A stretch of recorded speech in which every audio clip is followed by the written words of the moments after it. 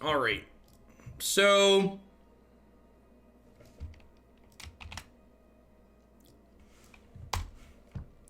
the Fandom tournament starts in a half hour. I think I'm going to finish my lunch and just wait for that to start. Death Panda, thank you for the 16 months of support. I appreciate that. Welcome back. Thanks for keeping me around. And Cold SARS, thanks for the brand new tier 1 sub. Welcome to Hoaglandia. I appreciate you keeping me employed here. I honestly, and this is, in my opinion, this is one of the biggest problems with Magic Arena. Magic Arena has so many different gem conversions and gold conversions and experience and now this mastery system that I basically play Magic Arena as my full-time job, and I couldn't explain to you how all of it works and what's optimal. The system is just like super convoluted in a way that's very predatory, that a lot of free-to-play games make their currency systems convoluted because you have to spend effort to sit there and figure it out what's good and what's optimal, and you have to figure out what things actually cost you in terms of money. And I think, in my opinion, that's the worst thing about Magic Arena. Like, Magic Arena is good in so many ways, but the economy being convoluted in a way that's predatory, like a lot of free-to-play games make their economies convoluted, I think is a bad thing about it. And they're not going to change that because I'm sure there's tons of studies that have been run that show making your economy confusing makes people spend more money because they don't realize what they're spending when systems are made this way. And that's just like how capitalism works with things like this. And descriptions like that for people who ask why Wizards of the Coast doesn't work with me are why they don't work with me, because I'm willing to say things like that.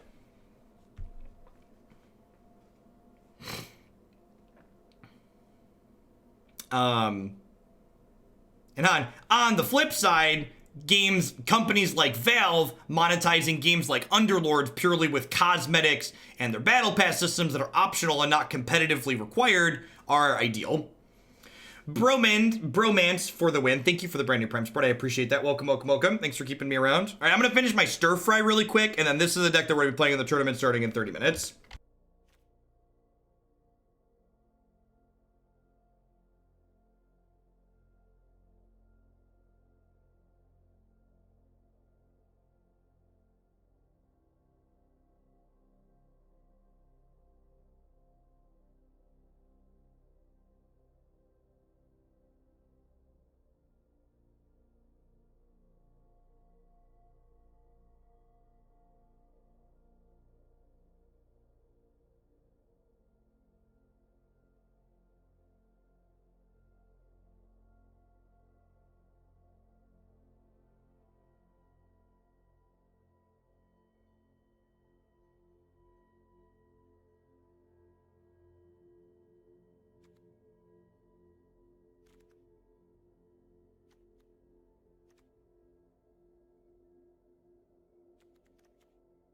So here's the decks for the Fandom tournament. They're in the command. You can find them here as well. Thanks for 11 months, Y Pumpkin. I appreciate that.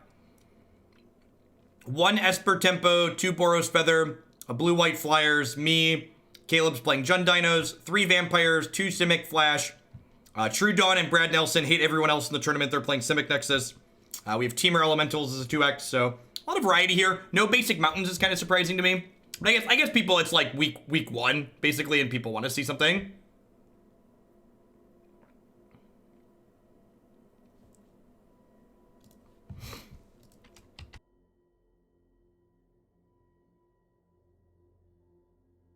Oh, Darby is playing Basic Mountains. That doesn't surprise me. He's smart and likes to win.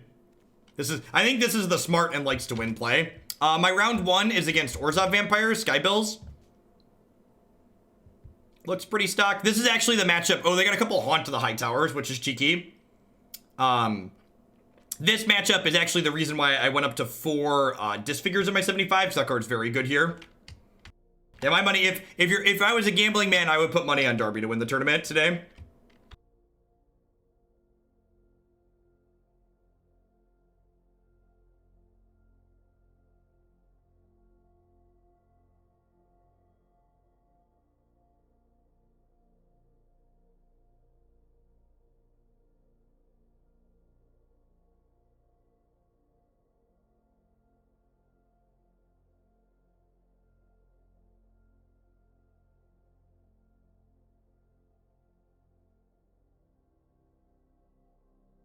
Also, if I could strap my liability cap on here for a second for one more time, apparently this Magic Celebrity Cup thing that's going on is also happening today. So, like, why? Like, and maybe Wizards didn't schedule this and they're just promoting it. But it seems to me, like, why would you schedule, why would you schedule your tournament? Like, Fandom's been going on for, like, 3 months now. And it, like, happens every Thursday. So, like, why would they schedule this other tournament over the weekly thing that's been going on for 3 months? Just, like, scheduling things like that. I don't wear my glasses while I eat because they fall off my face.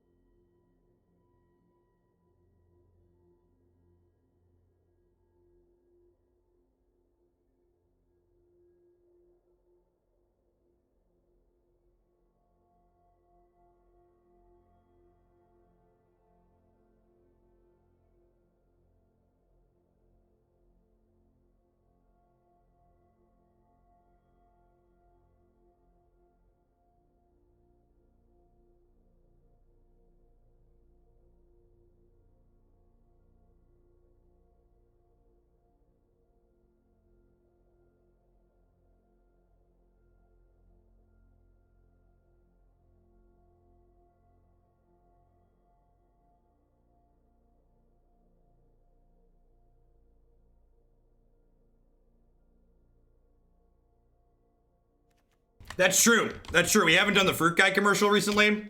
We should. We should do that. Vegetables, whatever. Don't make your life garbage time. Join us in Hoaglandia today by subscribing to Jeff Hoagland with Twitch Prime today.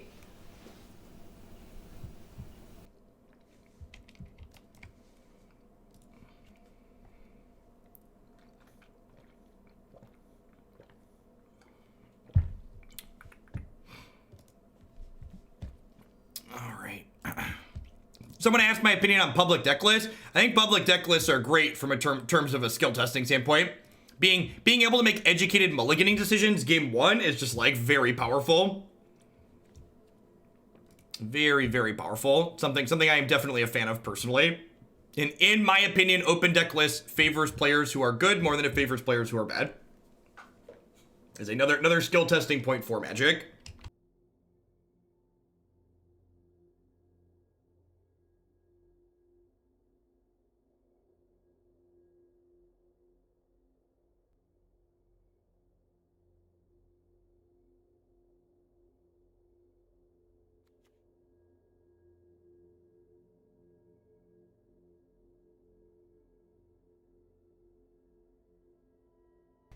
I mean, that's just like, they're just following the pretty typical development model tracks. That wasn't a hex specific thing. That's just like a, in general, development thing. Yeah, I should update the stream decker. That's a good idea.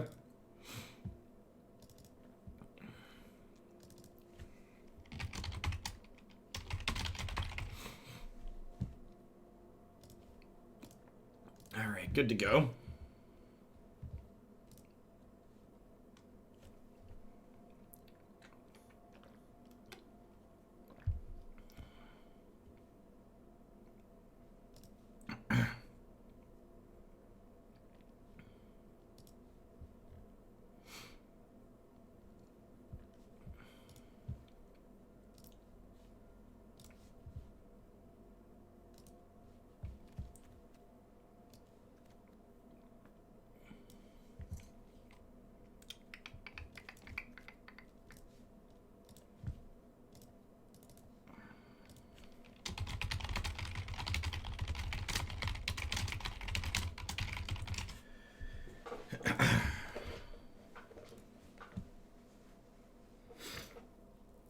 We talked about Citadel and BBD's Esper list. I guess I can click through. I can spend some time clicking through the rest of their decks. We got like 20 minutes here, right?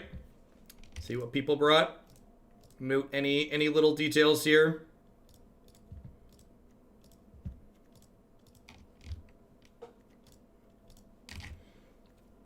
Blue-White Flyers has Seraph Skyblade. Only 2 Eagles. That's interesting. So they're just like super low to the ground. Mostly 1-drops. Rally the Wings. That's something. 4 Depose Deploy is neat. It's a solid tempo card. Both in gaining life and being able to like diddle a thing and draw a card.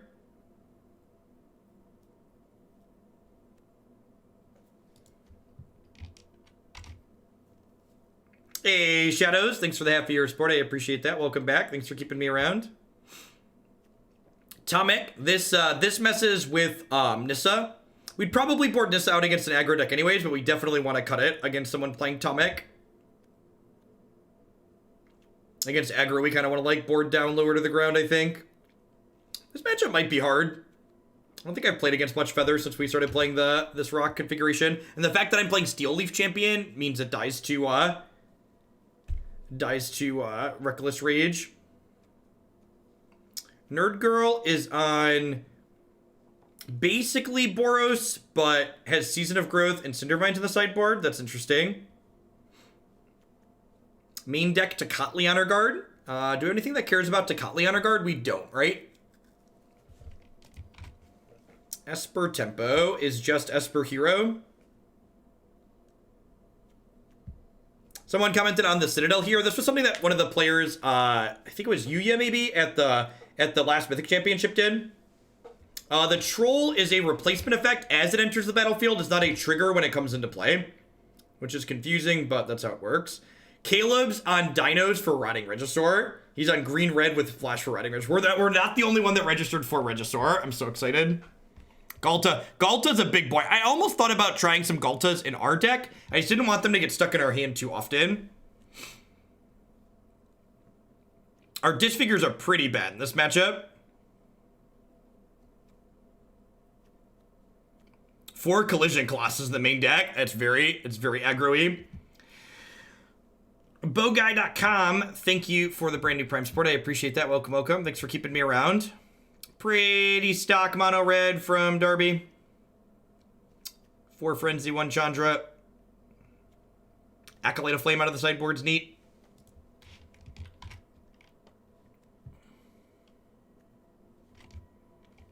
Vamps, more Vamps. Icon in this one. This is Sky Bills. This is our round 1. They've got a couple Haunt to the High Tower here. Simic Flash. That's a lot of Essence Scatter. Yikes. This card's real good against us. No, so the Fandom tournaments are 5 rounds of Swiss followed by a single elimination top 8. This one is on slightly less scatters, but still a good number of scatters. I won this matchup with the green-black deck the 2 times I've played it, but obviously the caliber of players playing against was probably not like Shahar Shenhar or Martin Yuza. And the flash decks tend to give a lot of play to them.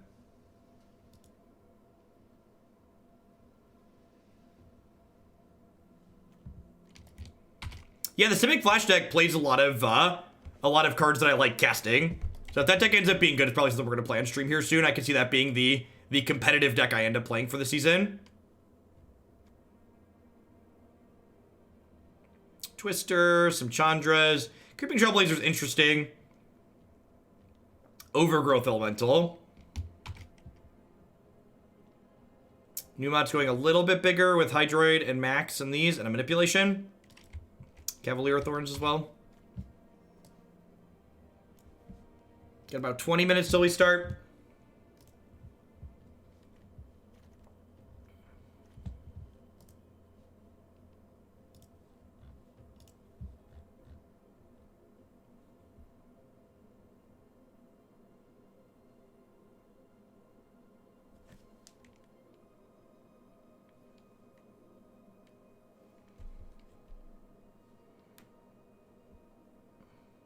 Overgrowth Elemental gets bigger when Chandra Elementals die. That's a neat observation. Huh. That's not something we've tried yet. It's Overgrowth Elemental alongside 3-mana Chandra.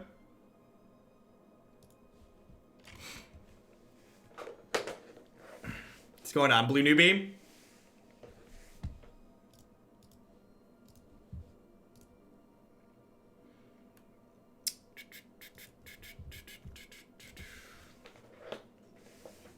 It gets out of burn range really fast, yeah.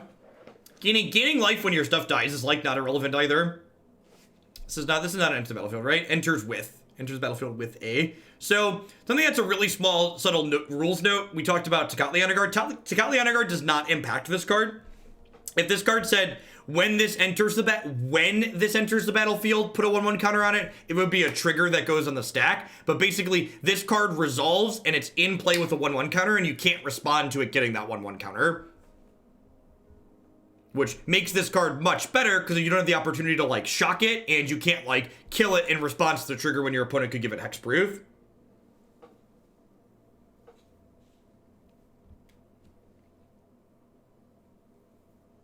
That's hilarious, Canuck. I always forget that Mayhem Devil triggers on both players sacrificing things. Hey, Mr. Bips, thanks for the brand new tier 1 sub. I appreciate that. Welcome back. Or welcome. Thanks for keeping me around. Hope you're having a great Thursday wherever you are.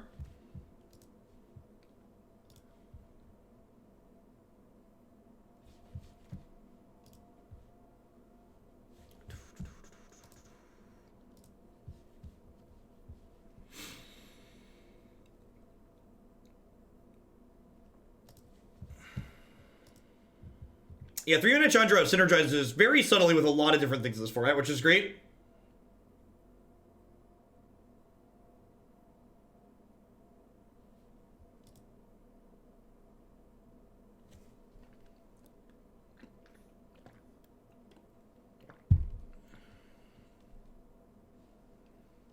Am I going to play Pauper tomorrow? So the Pauper deck list in the queue.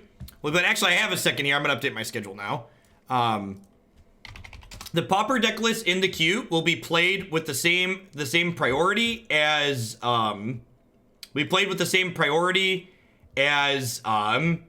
modern decks. So when Pauper decks have more points than modern decks or legacy decks, they'll be played in the queue.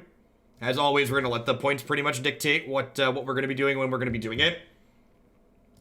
And then to note a change to my schedule for people who are some of my regulars, I'm actually not gonna be live tomorrow morning, because I have someone coming to work on my air conditioning unit, and there is the air conditioning unit is right behind my office, so it'd be a little bit loud. So I'm gonna be live. They're supposed to be getting here about 8 a.m. and they're supposed to be done in 2 to 3 hours. So we'll be doing standard all afternoon, and then I'm gonna do some Magic Online Saturday morning, I think, and we might do Underlords after, depending on how the kids are behaving and what the count and stuff looks like and how I'm feeling. How much to add a Pauper deck? So if Pauper is something that we stick with, it'll be $25 to add a deck to the queue. That being said, if you look at the deck queue right now, I had someone donate for 4 Dealer's Choice Pauper decks that are in here at the base 25 points each. So I need to figure out what these Dealer's Choice decks should be. So if you have a Pauper deck that is competitive and reasonable and you want to make a case to add, make one of these be that. If you're familiar with Pauper on Magic Online, let me know. And then obviously you're welcome to donate to bump up the deck as well. But we'll get to these when they're at the top. And it's gonna be a little bit, right? Because like we've got what, 1, 2, 3, 4, 5. We've got 6 modern decks with more points than the Pauper decks. So it's probably like week after, unless someone bumps something.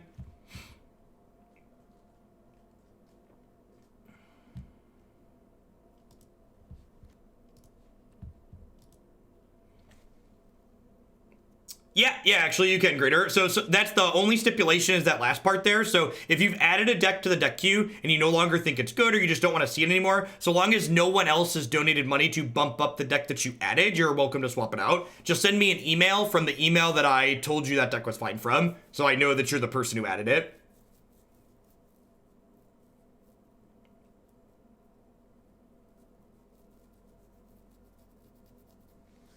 Because I know there's a backup. Sometimes it takes a few weeks to get played, and sometimes like formats change. You're just like off a deck and you want to swap something out. So that's really not a big deal, as long as no one else has bumped it.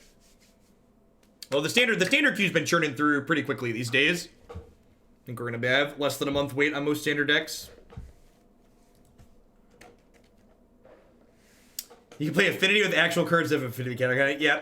Yeah, my goal is to, like, I'll probably ping Talarian. He's someone I talk to about content stuff, and he's huge into Pauper. So when the Pauper decks get to the top of the queue, I'll probably talk to him for his opinion on which ones I should give a try to. I mean, 2-color decks in general are going to be more consistent than 3-color decks. The question you probably want to ask yourself is the lack of consistency from adding a 3rd color worth the power level upgrade you get from adding a 3rd color?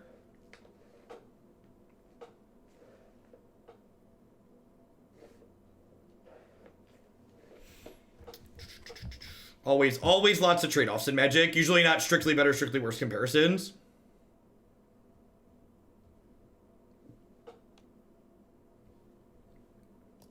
Hey, welcome back, Paula. Yep, yeah, 12 minutes. We'll be starting.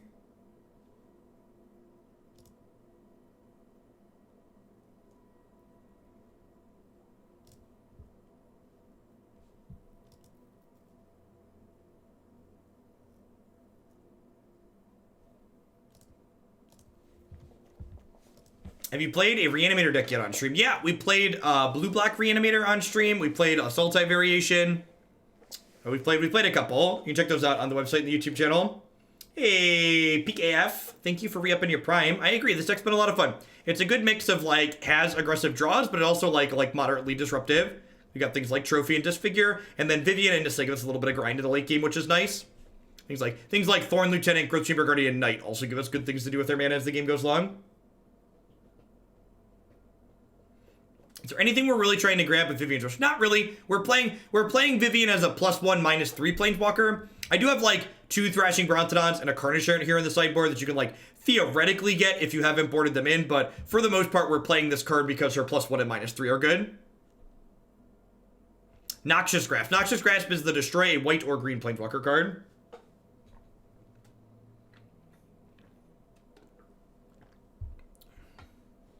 Yeah, the countdown to Teferi rotation is great. If you want a link to that Teferi countdown yourself, you can go to bit.ly/Tuck Teferi. You'll get to see that live counter. I think it's about 64 weeks until Teferi rotates now.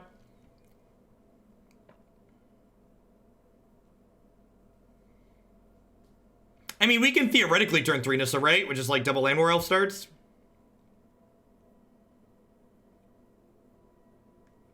I do what I can. I like to add the funnies where we can. Yeah, both Noxious and Disfigure are good against vampires. So like against vampires, we like board down on Nissas and like some of our other mediocre cards, some of our other like top end, not mediocre, but like top end that's expensive, and like bring in some more cheap removal. I had a couple more expensive cards. I dragged the curve down to add Barkhide Troll.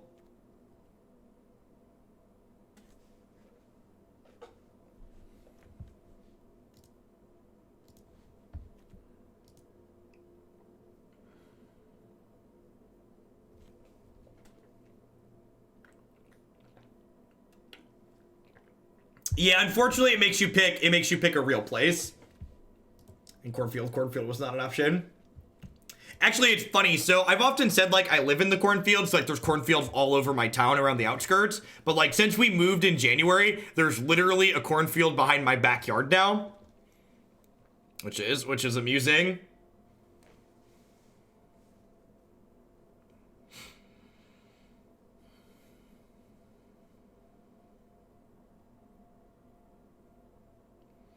Yeah, I felt like I just had too many non-creature spells for Ferox to be super playable.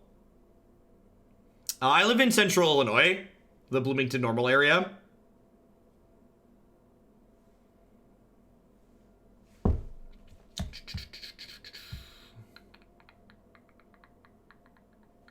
Taking the kids corn husking. So, no joke, every fall, there's a corn festival in Uptown Normal.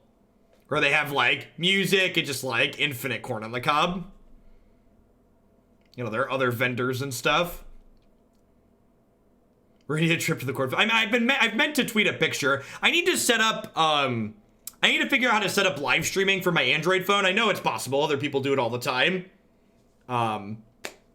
But I'm going to be going to Gen Con this year, which is 5 days off from streaming. So maybe I'll try and stick like a live stream in the Just Chatting section at Gen Con at some point.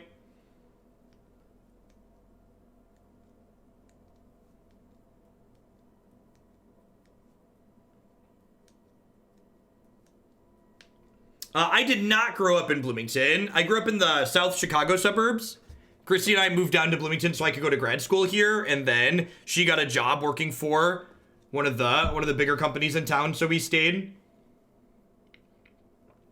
Because I live in the United States, which means if you don't have a job at a major company, it's like impossible to have reasonable health insurance, because that's how our country works. So even though this pays me like a job, if I had to pay for healthcare myself, it would basically make no money.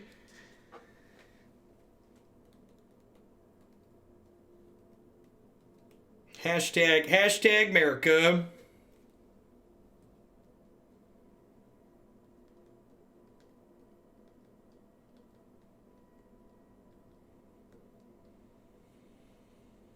Mount a cheap camera to your roof facing the field so you can switch to that when you want. That'd be a tough chord run.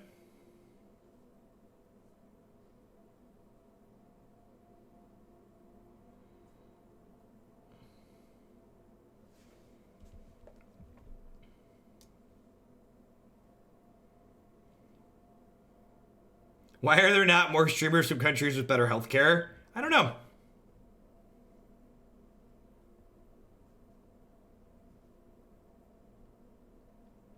Whose idea was troll? I don't remember. I was like looking for 2 drops. This one popped up. It seems fine. It's an okay rate.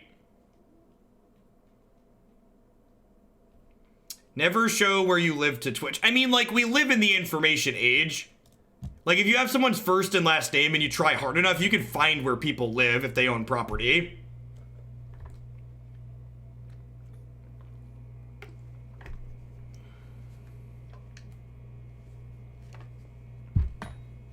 Like, anyone who thinks that they have a shred of privacy is very wrong.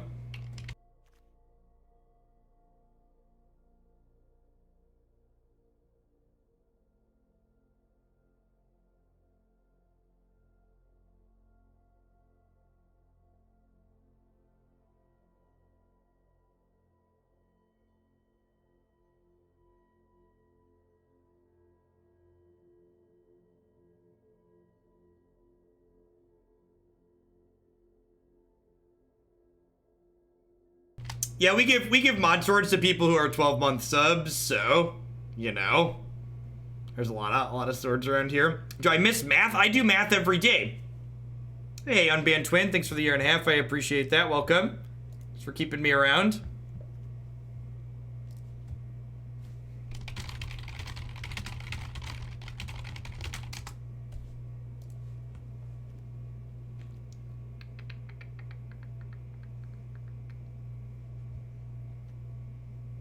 Math is blocked. We block almost every day. Almost every day we block.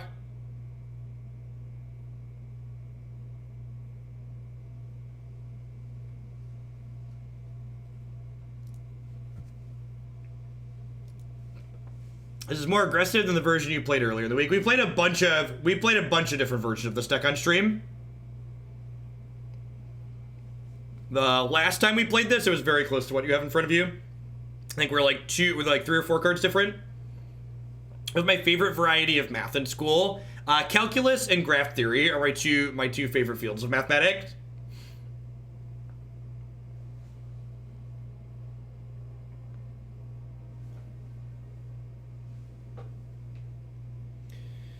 Oh.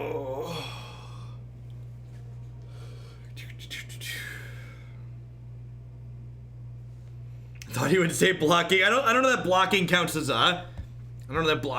a field of mathematics. I'm an idiot and keep accidentally closing out this file. I feel like I've gotten to a point where I like need a 4th monitor. Does anybody else ever feel that way? Like you just don't have enough screens? Is it absurd to put a 4th monitor on my computer? Sloth PDX, thanks for the Twitch Prime. I appreciate that. Welcome. Thanks for keeping me around. Can I ask for your reasoning on taking Troll as a 2-drop and not the Direfleet or Devil? Yeah, I didn't want more black spells in my deck.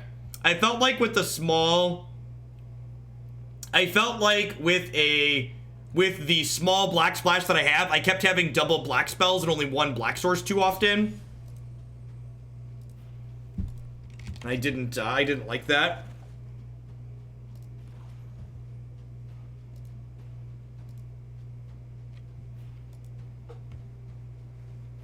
I have a monitor for every window open. My least favorite form of mathematics was artifact.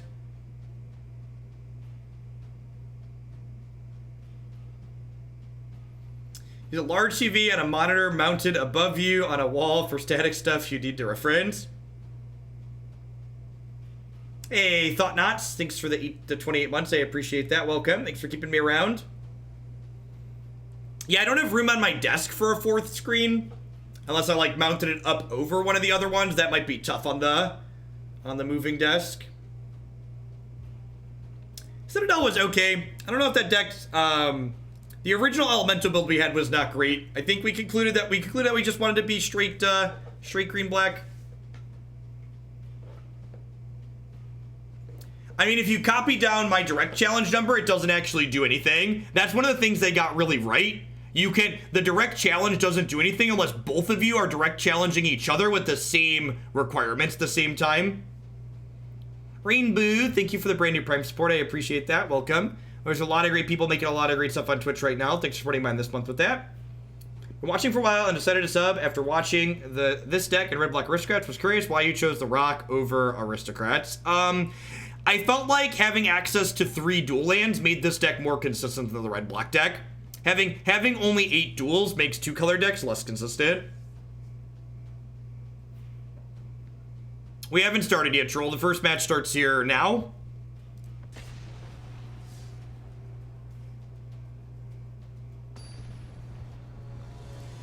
Alright, so we're playing against black-white vampires here. Lost the coin flip. That's a bad start. I'm gonna be minimizing chat while I play, so I don't get distracted. Seems pretty good. We get to vomit our hand out into play, and then like go 1, 2, 3. Seems pretty reasonable. I assume the subs will behave themselves, otherwise the mods will fix things for them.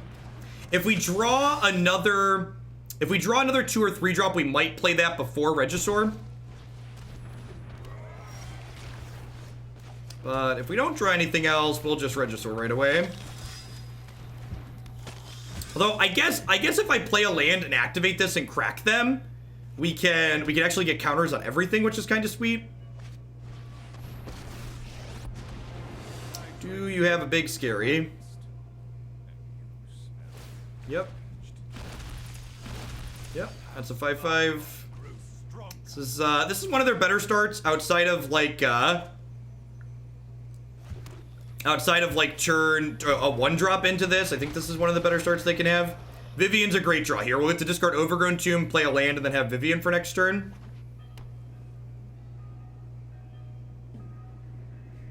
We'll see, they've got 2 copies of Mortify that can kill my giant creature. But other than that, not a whole lot.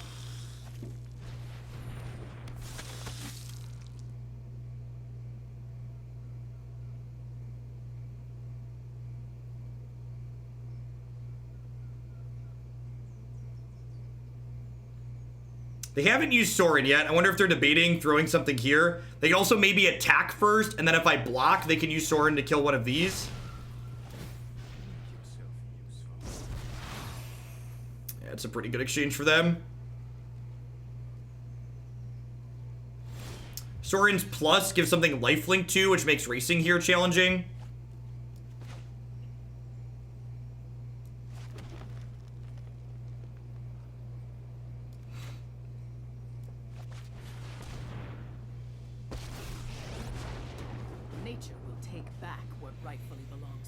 Losing the Steel Leaf Champion to the Regisaur trigger kind of sucks. I don't really have great attacks here. I guess I can use the Vivian to eat something. Like, I probably don't mind killing this. I could also just, like, fight the Sorin directly. Fighting the Sorin limits their options. That's probably the best play. They're gonna have reasonable attacks to flip the Legion's landing next turn. That might involve running down my Vivian, and then we're kind of behind on board, and this Rotting Regisaur is just eating away at my hand.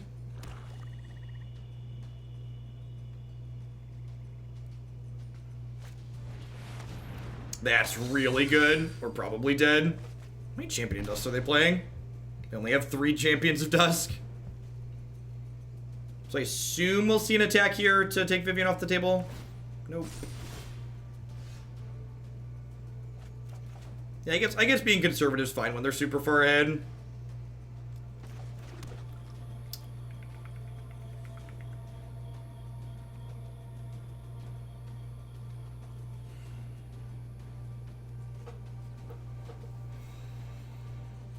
So this gives trample. I wonder if I just... I think I want to put counters on both of these and attack with one of them. Because its plus ability gives it Death Touch. I can put 2 counters on one, which means when it attacks, it goes up to a 6/7.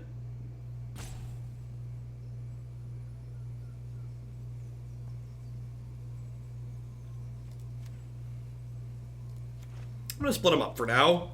And I'm gonna go ahead and attack with one of these, I think. Stomping time.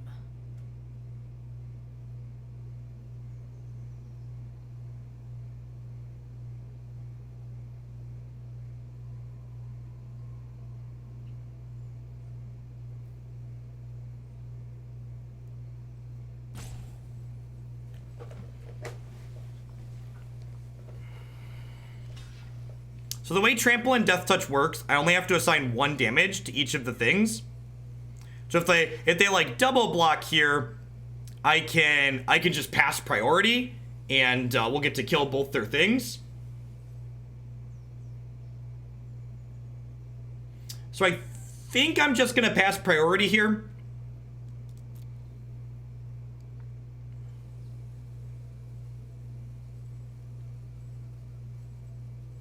We'll see if they pay 4 or not. They didn't. They just let their thing die, and that's fine, I think, because I've got 2 good blockers on the backswing now. I can like hold down the fort. This meant that these didn't get counters, but that's okay. The fact they have a full hand probably means we're going to be dead in a long game, so I need to be a little bit aggressive. Them being conservative with their health total is probably a good line there, since they're so far ahead with so many cards in hand.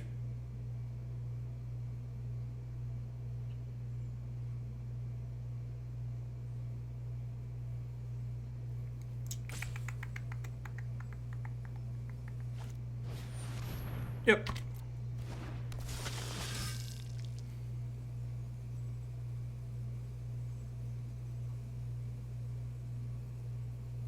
Vivian giving trample, especially with the Knights having Death Touch, could mean that we oops into a win next turn. They can't activate their Knight. Their attacks this turn are not great. Because I have 2 things that can eat their thing, so we might just see another pass the turn here. They could take Vivian off the table, but they have to throw away 2 things to do it. Yeah.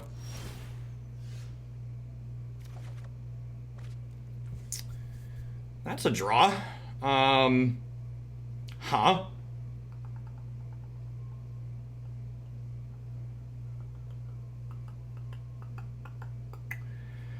So...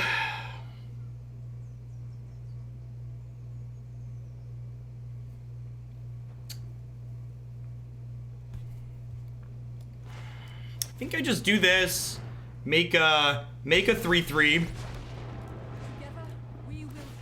and then is the 3/3 better as a 4/4? Or do I want to keep making the knights bigger? Like, does making the land a 4/4 really change anything meaningfully in terms of combat here? I don't think it does. I can also stack 2 counters on one thing, which would be kind of nice. I guess I could put this up to a 5/5, which lets it eat this and trade with these. That's probably the line. Let's make this a 5/5.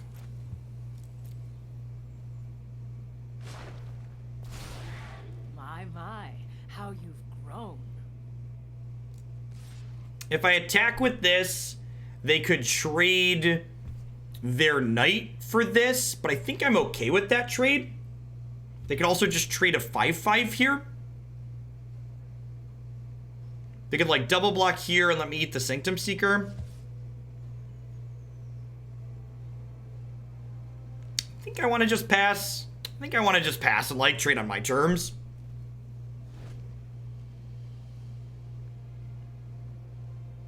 I don't think they're going to take it. I don't think I want to trade my 5/5 for their 5/5 here. Their hand might be bad. Like the fact they're playing things like Dusk Legion Zealot. If they don't hit one of their 2 Mortifieds, we're in an okay spot. Another, there could have been merit to putting one of my counters on this Rotting Regisaur last turn, because putting a counter on Rotting Regisaur would allow it to block one of these through another Legion Lieutenant coming into play.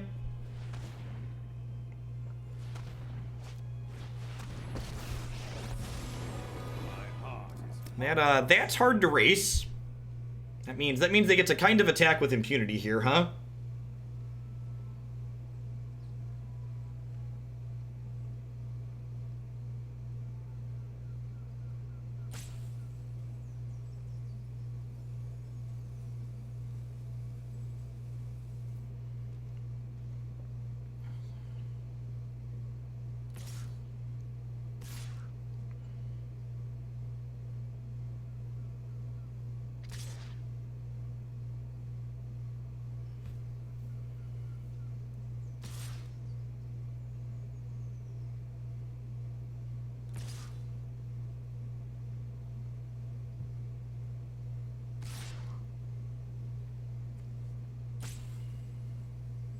I'm going to take 6 triggers from these, which puts me to 12.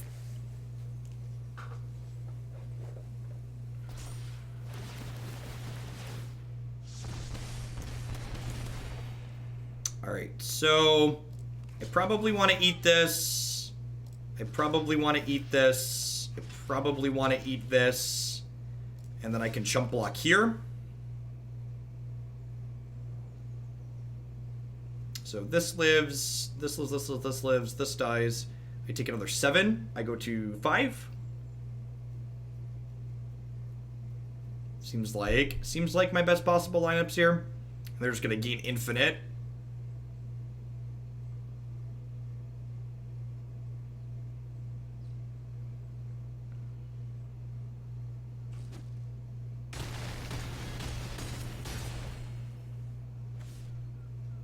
So Sorin can get back Sanctum Seeker this turn, or it can like keep my Vivian from killing their thing. They can also like get back their 2-drop.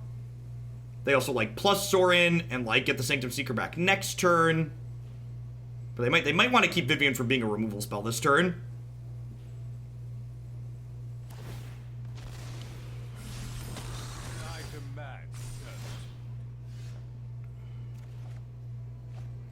Alright, so that's another knight. I have 2, 4, 5, 6, 7 mana, 8 kinda, I guess technically 9 if I untap a forest. So I need to kill this, right? And I can't beat a second Sanctum Seeker out of them. They only have 2 in their deck, but they're through 21 cards. So I can kill this turn for sure. With the Vivian in place. That's probably the line that I need to take. Otherwise this kills me. So that's the easy first play.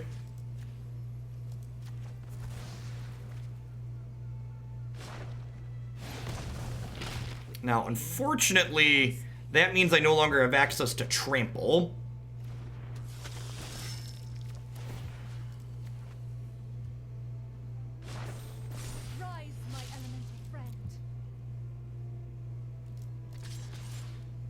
pretty easy attack with these two.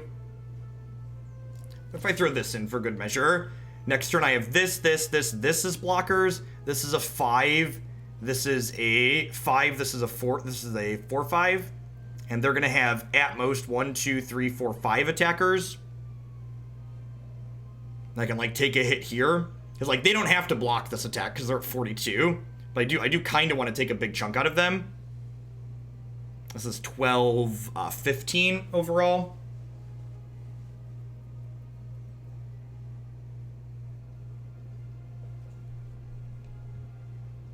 Yeah, I think I like that.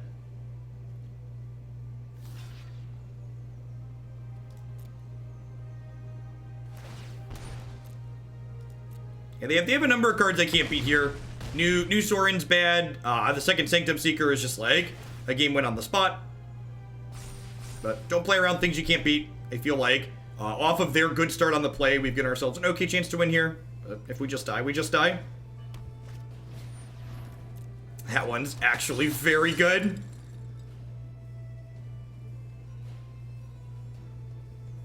If they attack with this, we'll just trade straight up.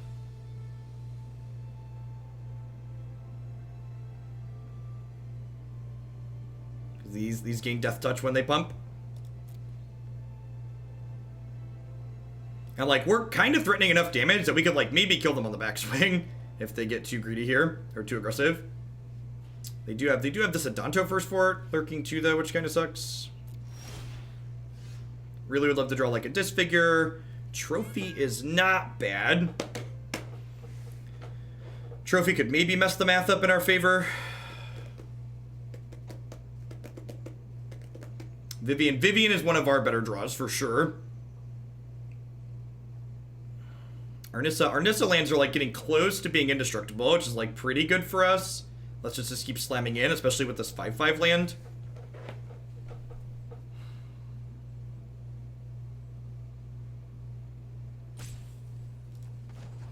I think I'm just Nissaing this and saying go here. The land fights for us. Because once I Nissa ult, not only do I thin my deck of stuff, but like then not only do I thin my deck of stuff, but then like these things can just attack every turn with just like not caring. So I think I need to trophy this flyer. Like I'm gonna lose it out of my hand. So like I can't save it for like a Sanctum Seeker or anything like that because I'm gonna lose this out of my hand guaranteed. The ultimating Nissa also gives me lots of lands for these, which is nice.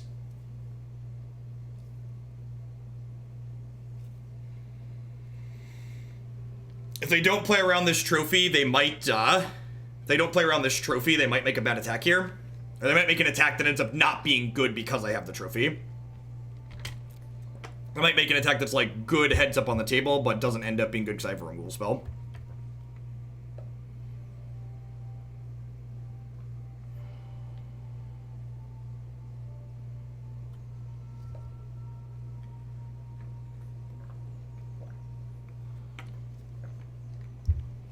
I've got 4, 5, 6, 7 mana here. I think I just kill this.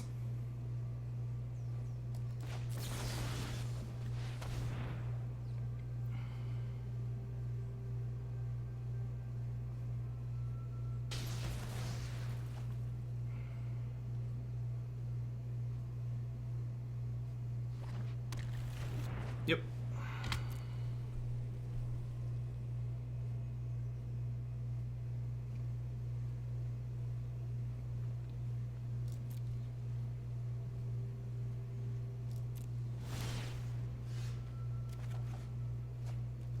That kind of sucks. Do I get greedy with Nissa and plus her? She's kind of my only resource. So I'll have 6, 7 creatures. They have 1, 2, 3, 4, 5, 6. I'll have 7 creatures.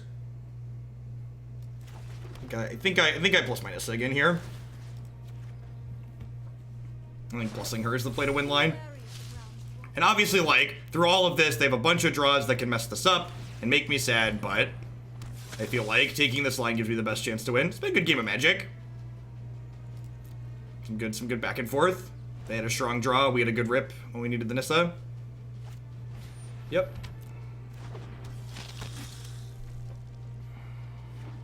Hopefully that's one turn too late for them.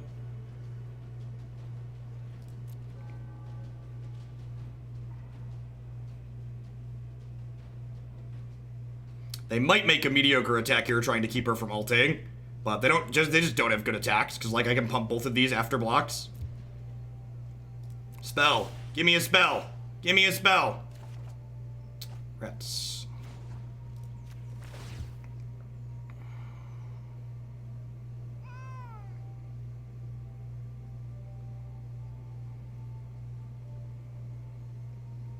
We're dead in 3 to this. Sure.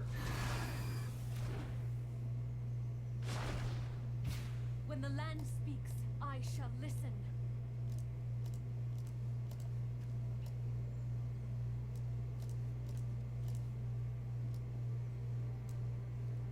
It sucks that we drew lands the last 2 turns before we were gonna pull all of them out of our deck, but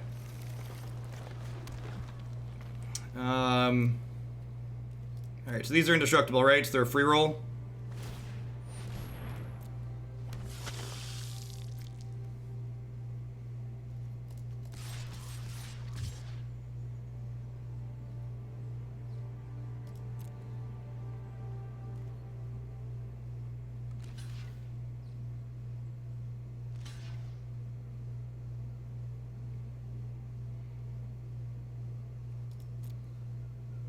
We're dead in 3 to this.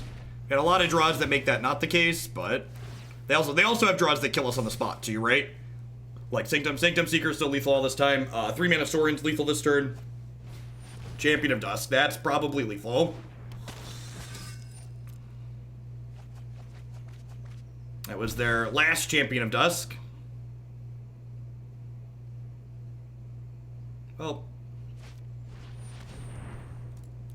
Yep.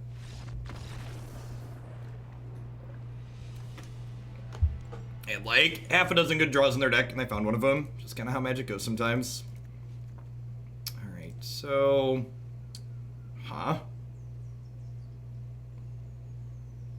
you know, I wonder if I don't want this card in this matchup. The more I play this matchup, the more I think I don't want Rotting Regisaur. Like, this card kind of chewed through our hand early in a way that wasn't good. I feel like I only want this in the matchup for, like, I'm the Beatdown, maybe. He just gets jumped by all their stuff. I don't think I want Up Next is Cruelty. I think I just want these cheaper removal spells. I don't want to become too reactive. It's 22 creatures plus Nissa for threats. This can technically be a threat.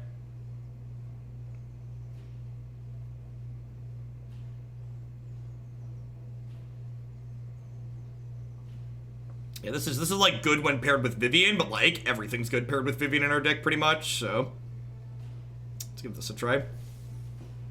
Yeah, needed to fade for like a turn or two there probably. Like if we had both drawn nothing, we were gonna win from that position because the Nissa was ulted, but they had a good hit. I think if we'd have been on the play that game, we might have been able to run that one out.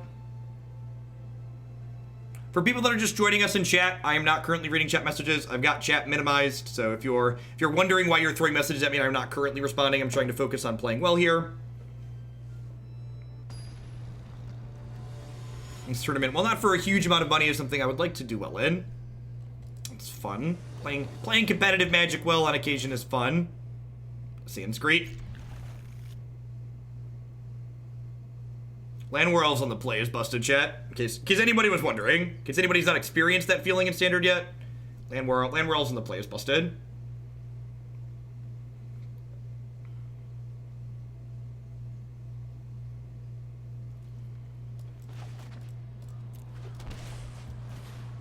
This is another one of our cards. It's like a form of card advantage for us that we didn't see last game. It would have been great to use with all the mana that we had.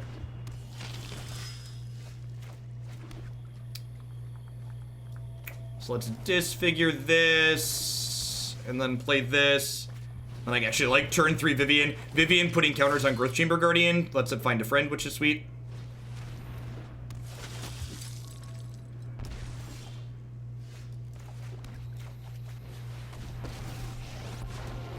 I love everything from deer to dinosaurs. I'm just gonna throw both of them on here. It's like attack for 4. We're We are on the play with a land war elf. Let's just like try and get under him.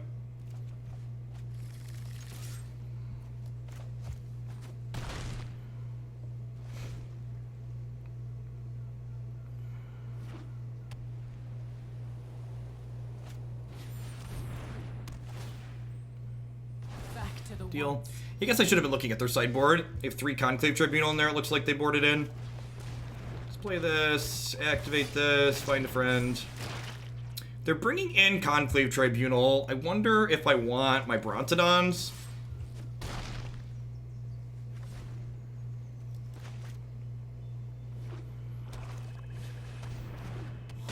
If that's their play there, we're probably in a pretty good spot here with a string of 4/4s.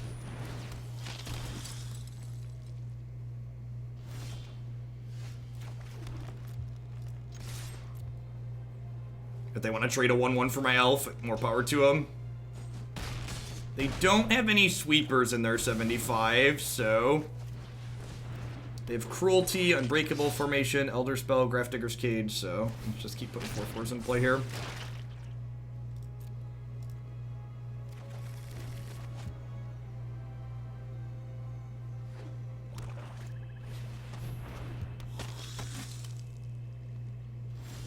They could have a Mortify here, potentially.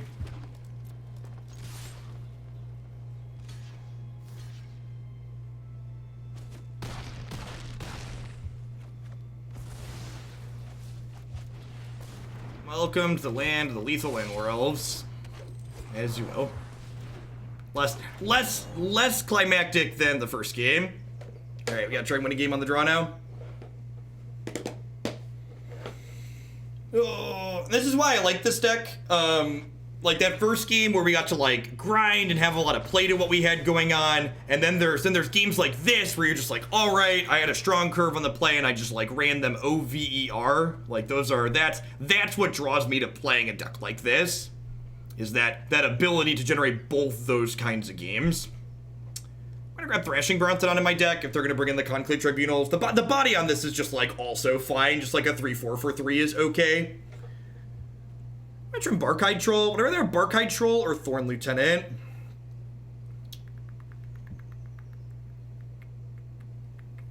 I think I'd rather have Barkhide Troll. I'm probably not gonna have a ton of time to spend my mana in this matchup. And I've got plenty of mana sinks, right? Like the number of mana sinks that I have is probably appropriate for a matchup that's kind of aggressive. This hand's not amazing, but fine. I wish it had a second untapped land.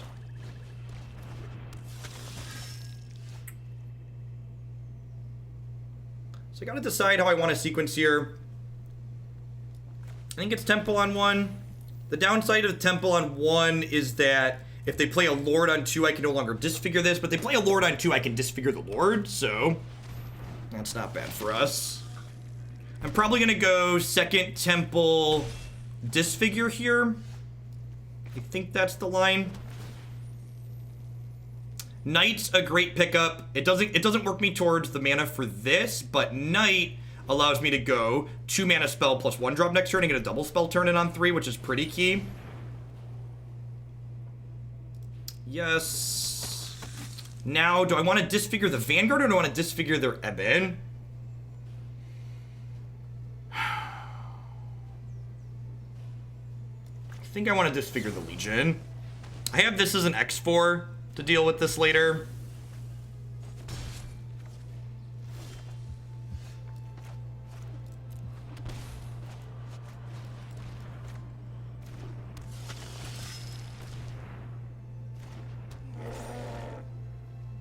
Now, it is worth noting if they, like, have a removal spell for this, I'm going to wish it had been Thorn Lieutenant, because Thorn Lieutenant would have left the 1/1 behind.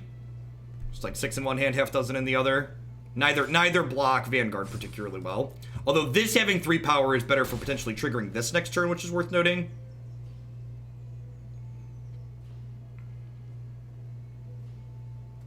Really hoping to draw a land next turn. Keeping this on top did mean that we were... That's their play for the turn. That's very good for us. Sky Marcher's a little scary. Noxious Grasp is not a great one.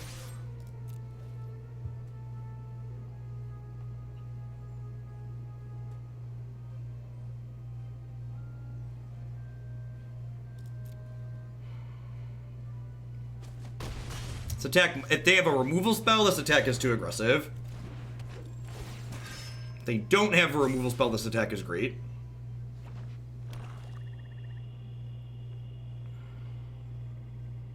If they have Sanctum Seeker here, I'm taking 4, 5, 6, 7, 8, 9. Really need an untapped land next turn. Really need an untapped land next turn. Basic forest.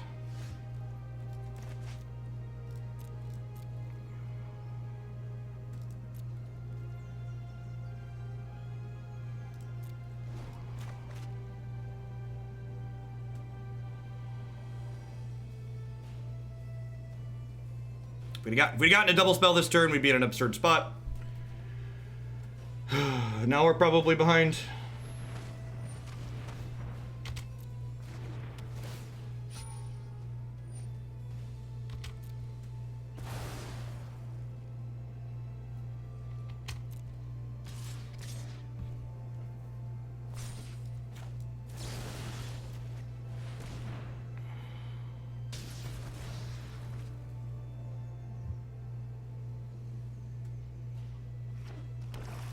Would still really like to draw a basic next turn, so that way we can Noxious Grasp this plus play this. In fact, they just let those trade is good for me. Perfect.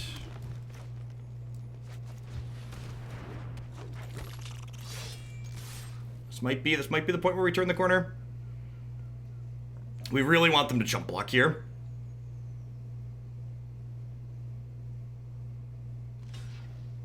Their board getting smaller is good for us in a variety of ways. And then with this, with finally hitting the land for these Vivians, we could pull this out here. Sanctum Seeker, sure.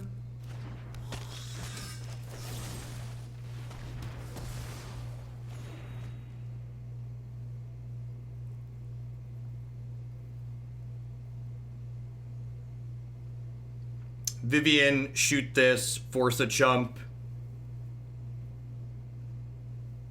Their board is empty. I have survived Nico Bolas, and I will survive. Watch out, they bite. They're obligated to chump here. I don't think they have a comeback mechanic from this point.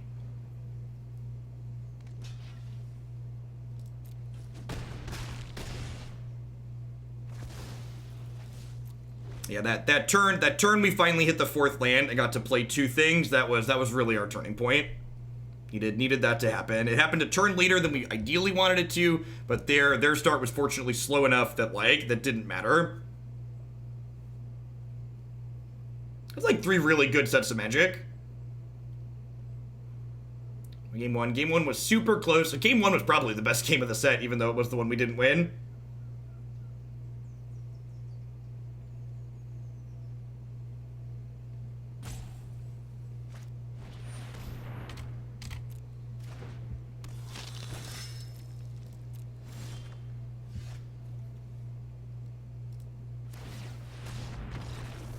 Good game, Skybills. Alright, look at that. We did it. We did it.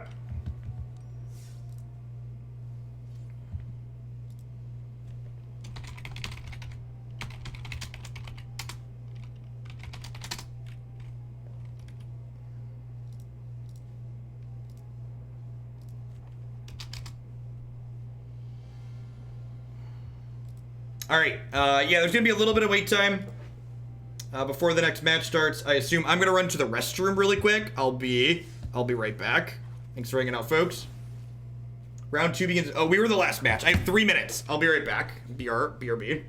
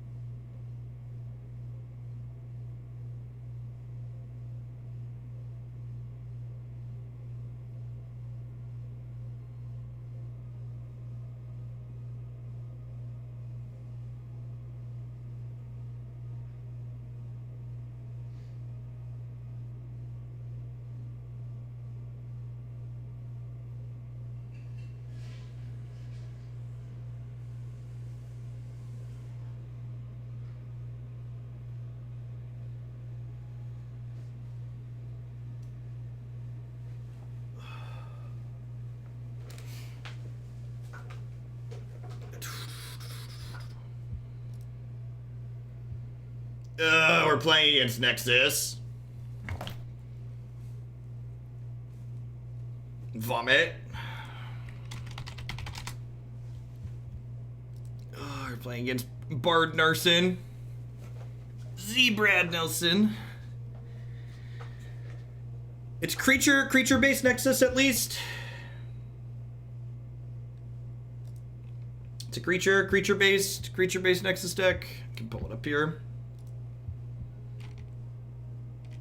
Some Tamios, some Nissas, a bunch of Cavaliers. It's like Risen Reef with minimal other elementals. This is a matchup where we want our 7/6s. Yeah, there's no fogs. No fogs is great. So if we're just like beating them down, we get to beat them down. They got 3 Aether Gusts. Is a good one against us. It's turn 3 Nissa ramp. Yeah, that's a good way to put it. No fog, no Ascanta. Yeah, a little bit different than traditional Nexus. So I don't actually know how this goes. It's a little bit different. We know our combat steps are gonna work though, so that's exciting.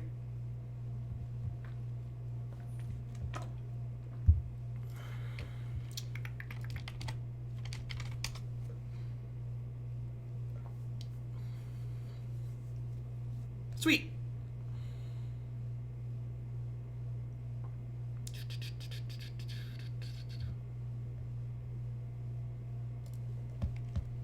Hey, Arcane Nord, thanks for the tip. I appreciate it. Oop, where's my dashboard? My favorite part was tuning into the mainstream to them saying, "No way Jeff wins. Sky has the win hand." Then a turn later going, "I don't think Sky can win from this point." That's great. Now we wait between rounds. They're going to be up real soon. We're the last match. So again, I'm going to minimize my chat. Between rounds. So catch you later, chat. See you after the match is over.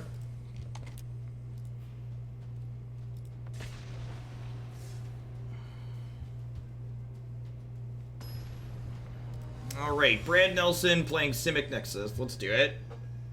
An elemental creature-based Simic Nexus. There's no reclamation. They notably don't have a reclamation, and they don't have, that's what I'm searching for. They don't have reclamation, and they don't have, Search for Ascanta and stuff like that. They also went to 6. I'm gonna keep this. I really want to draw a 2-drop on 2. And actually, I'm gonna bottom the temple. Yeah, I'm gonna bottom the temple, so I can ideally curve out here. Let's scry into a 2-drop on 2. If we don't hit a 2-drop on 2, this hand might be too slow. I would throw this hand back if I was on the draw. But on the play with the temple, I would like to give myself a chance to hit the 2-drop. No Land War Elf out of them is good for us. So we're gonna need to go Steel Leaf into Regisaur. And I'm sure our 2-drop will show up right on time on turn 3. Nope, alright. Just like Beefcake followed by Beefcake. Something that is worth noting is that Steel Leaf Champion does get outsized by their Cavalier of Thorns. Am I ignoring Tamiyo? Is a real question. They named Cavalier and missed. Not surprising. It's definitely their best card from this spot. I think we're just attacking them. Just thunk. They get 5 more looks at a Cavalier this turn. Would love to draw any of our 4s at this point, or any removal spell. Or, I guess not Disfigure. We want to draw a Trophy, a Vivian, or a Nissa here. It kind of sucks that we bottomed a Nissa, but I'm pretty sure it was right to do at the time.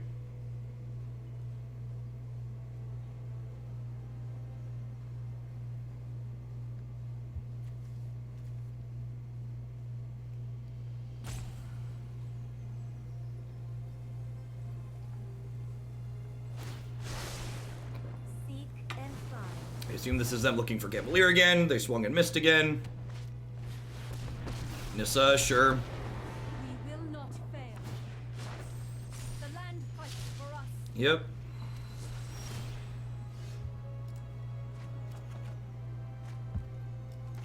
Growth Chamber Guardian's not a terrible draw here.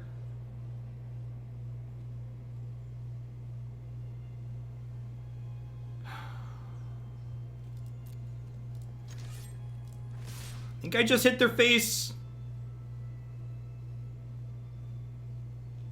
I can't kill either planeswalker. So this can't be blocked, but this can chump my 7/6. I think I just hit their face. I think I just like hit their face and like hope to draw an Assassin's Trophy or Vivian next turn to like push through lethal. I think that block is happening regardless of where my things go. They don't have anything that punishes me waiting to Growth Chamber Guardian, so I'm gonna chill for a minute.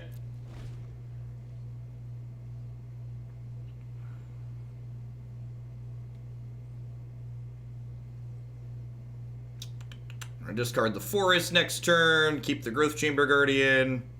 They could very well stabilize from here. Like I said, the fact that we didn't have a 2-drop, like if I would have had like a 2-power thing on 2, we would have probably had enough damage to close this game out, but I think the fact that I was missing the 2-drop was a big deal. They swung and missed on Nexus there, finally hitting the Cavalier Thorns they've been looking for.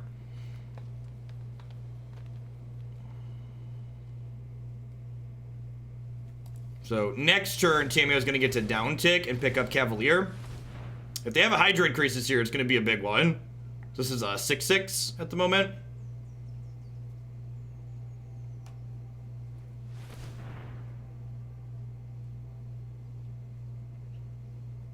8/8. 8/8 means that Vivian doesn't let Rotting Regisaur kill it, so 8/8's probably the good play.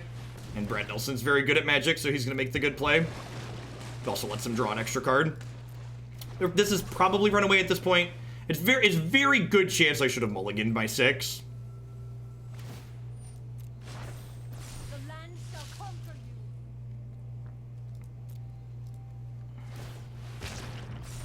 you. Yeah, Trophy's the draw here. Trophy is the draw. Goodbye, Forest. How about a land? That's probably not the draw. This is not a Disfigure matchup, I don't think. They've got Land War Elves and Risen Reef that it kills, so that's probably not good enough.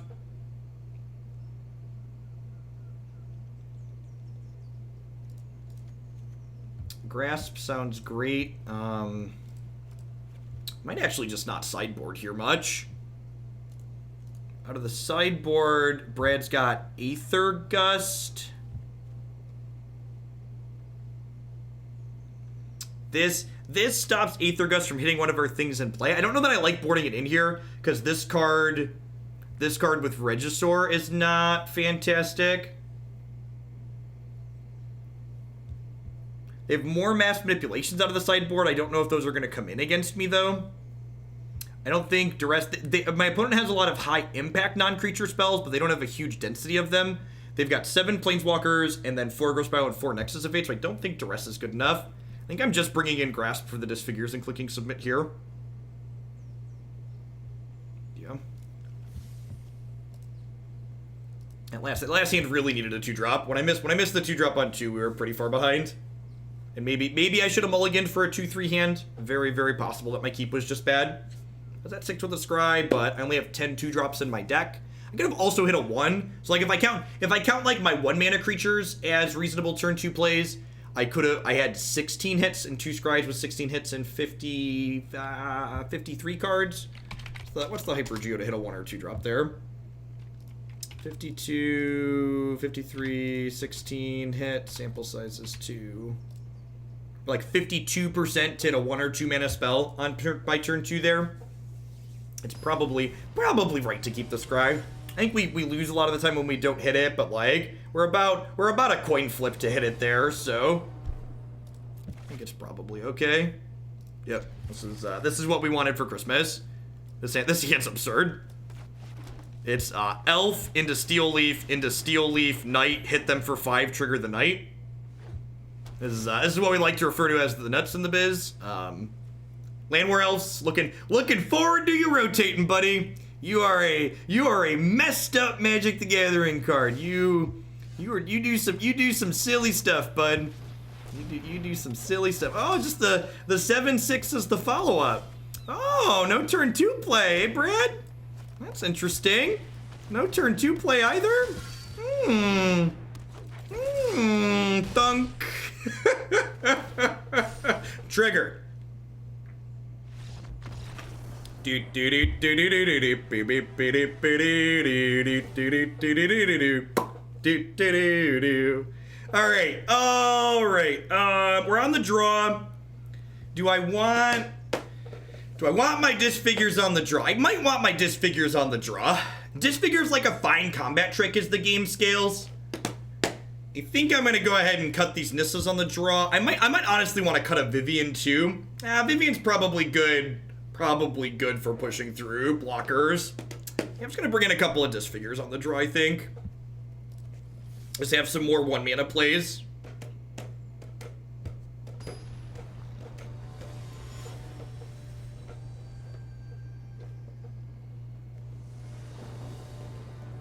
This is probably a tough game for us on the draw. All right. No! Only I'm supposed to have Land War Elves, Brad. You're not supposed to have Land War Elves, too. Don't do it. Don't do it. Have a heart. Don't do it. Don't do it. I think we're supposed to go 2-drop, 1-drop, 2-drop here. We'll go land, Knight, Thorn Lieutenant. No blocks, Brad. Take your point of damage. Come on. Do I block? Maybe I do block, actually.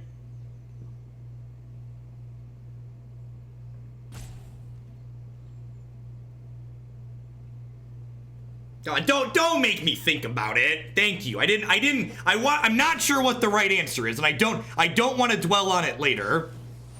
Aether Gust, my Llanowar Elves. Aether Gust, my Llanowar Elves.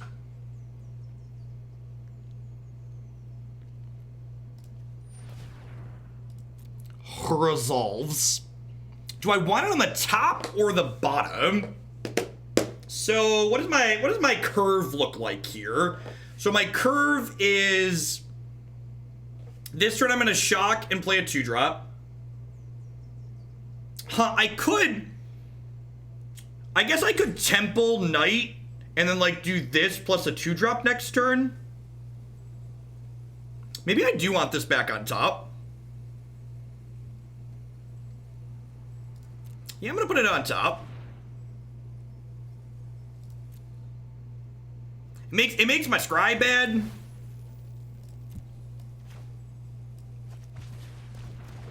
But like the nice thing about having the elf here is it helps me get, like, let's say if there's an untapped land underneath this elf, I can go elf 2-drop next turn, and I can go Regisaur Thorn Lieutenant the following turn.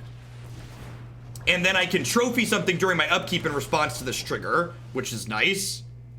So I'm not gonna attack here and bluff the pump because Brad's a good Magic player, so he'd call my bluff and just time walk me to kill his 2/2, and he doesn't care if his 2/2 dies most likely. So I'd rather just like play my spells and like get on board here. Yep, Scavalier Thorns. Now what else is in here? They did board in Mass Manipulation. That's a little bit scary. That one's a little bit scary.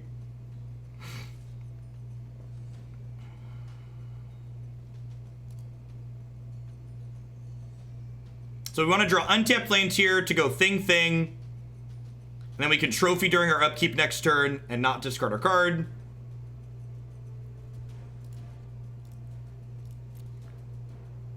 They're like debating on if they want to attack with this and like give me the opening to kill this and hit them. There's still 2 blue sources off of casting this. If I trophy them, it gives them a 3rd, though.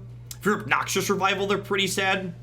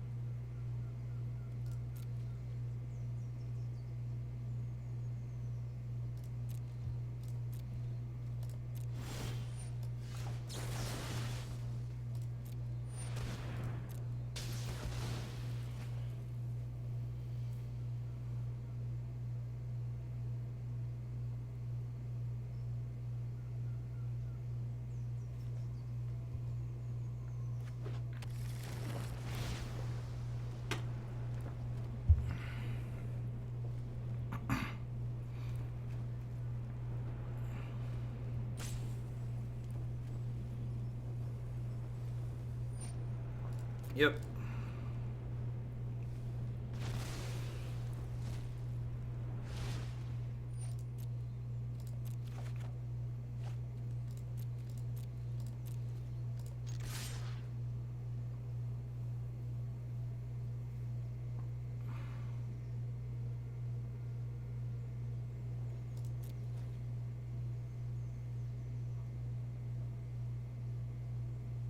I shouldn't have attacked with this. This gives him a free block here.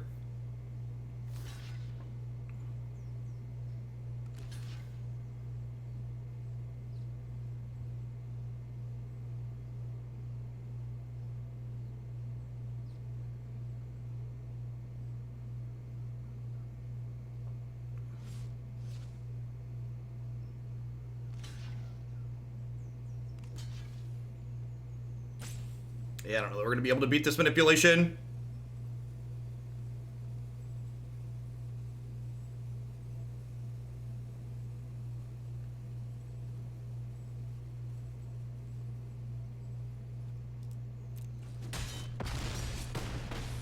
Yeah, they're still at 15. They're going to take 2 of our things here. They will be tapped things, but they're taking 2 of them. So we're probably going to see him take this. They could take this just because I tapped out.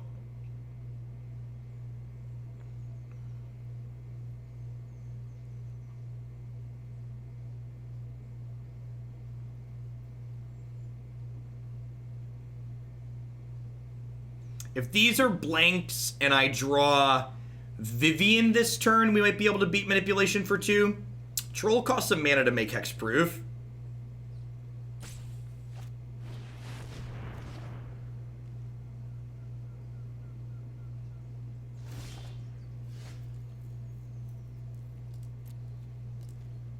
All things considered, if I'm stacking my deck, that might be the one that's on top.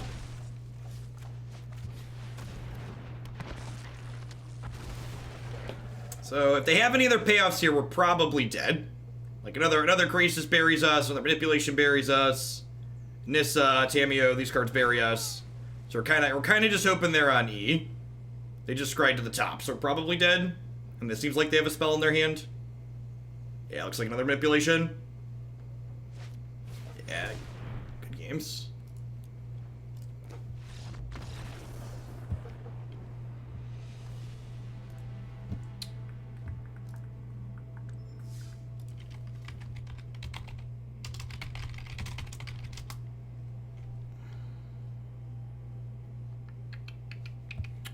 Yeah, I don't... If I know that he's boarding in...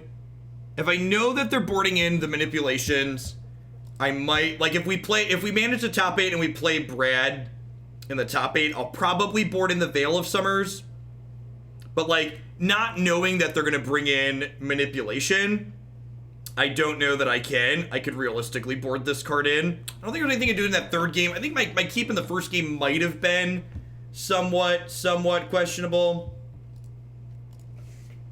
I think there's a good chance my keep in the first game was somewhat questionable. So it doesn't always cycle though, Brad, and like holding this card in my hand when Regisword's in my deck is somewhat of a liability because it's just like doesn't allow me to hold things for specific situations.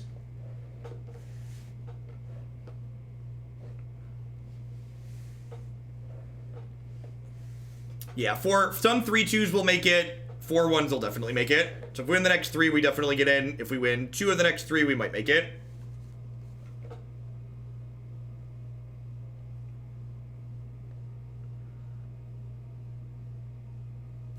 Land War Elves on the play is a messed up card. News at 11. It doesn't really matter what you're... And that's like... It doesn't really matter what you're doing with it, right? Just like any Land War Elves starting the play is messed up. Their Aether Guts put us off kilter that game. We might have been quick enough to get under them if that hadn't happened. Tomate Fresco. Thank you for the 2-month resub. I appreciate that. Welcome back. Thanks for keeping me around. Duress seems good even if you miss. I disagree with that. I think if Duress is missing, it's really bad. It could be that Duress is better than Disfigure, though. Yeah, everything we stream will go up on the YouTube channel, Screaming Chinook. In fact, I'll probably cut this tournament up by round so you can watch without the dead time in between. That's actually true. They saw Aether Gust too. Yeah, I feel like if we play against Brad again, like if we make the top 8 and we play against him there, I'll probably bring in the Duresses because he had Gusts and Manipulations. There isn't foil. The cards that I don't have in foil don't have foil options. I'm not some kind of plebeian. Wizard of the Coast just doesn't want my money enough to make every card foil. It's incredibly sad. I would love to be completely foil.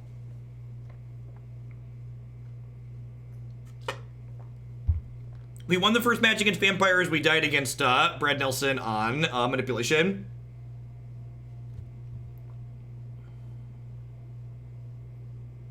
Thanks, Twin. Yeah, and I mean, like...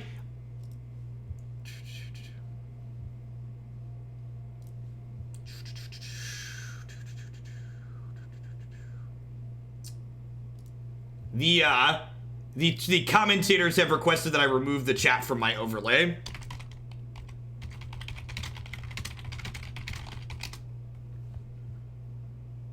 So the chat will be off the overlay for the remainder of the stream.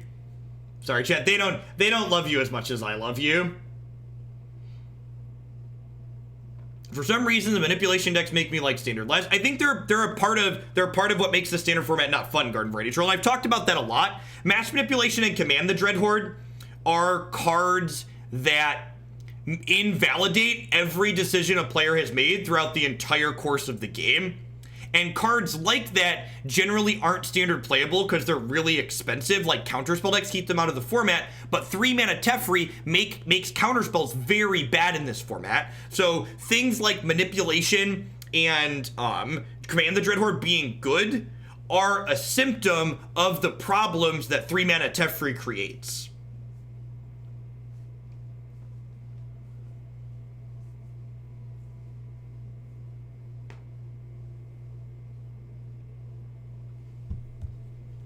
That's my yet another reason why Teferi sucks comment for the moment.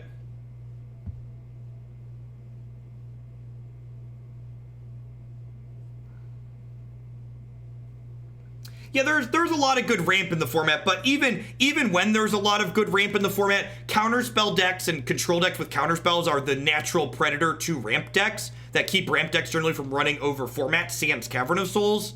But those decks can't exist in a format where there's Teferis everywhere.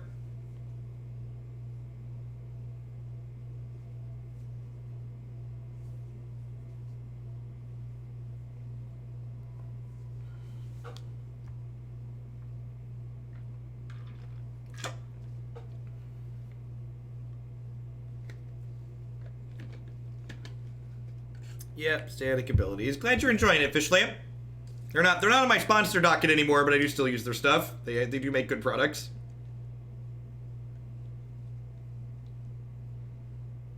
That sounds like a different deck, Sloth. It sounds fine. It's playing a bunch of good cards in it. Like, the individual quality of your cards sounds pretty high there. Cavalier Knight along with Knight of Ebon Legion is really good, right? So you have good cards to get back. I assume they didn't want chat on during the overlay because Arena doesn't have an official spectator mode. So the way they do coverage for this tournament is they recast our streams. So like if chat is on my overlay, they get my chat on their overlay on their stream. Thanks, Tenorok, and I appreciate the bits. Yeah, it is fun to tune things for sure. Yeah, in my opinion, 5-mana Teferi is a lot like 5-mana Nissa. It's just another good bomb to top end your curve with. The problem with 3-mana Teferi is it fundamentally changes the way Magic is played in a way that removes what is, in my opinion, one of the best things about Magic, which is instant speed interaction. At least there's a lot of aggro decks in this tournament, so things are clipping along. The last match is being played now.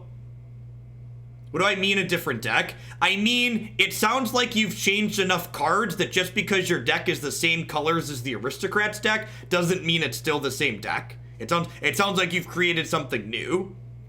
So like, when you change 12 cards in a deck, 12 spells, you've basically changed a third of the deck, right? Like most decks have 36 spells in them, and once you've changed that much, I'd argue most of the time you've changed the archetype that you're playing. A lot of people, especially newer players, tend to think like, oh, if I change half a dozen cards or a dozen cards, it's still the same deck, when in reality it functions very differently a lot of the time, because you've changed a third of the spells at that point.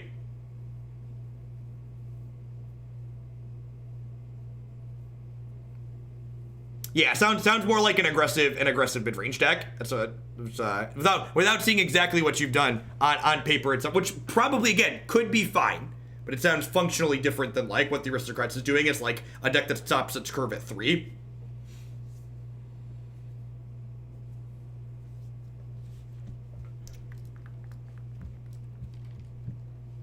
The Fandom people probably have the Raptor into the Registry, still connecting for 6. Like it's just a ton of damage that this deck is able to put out.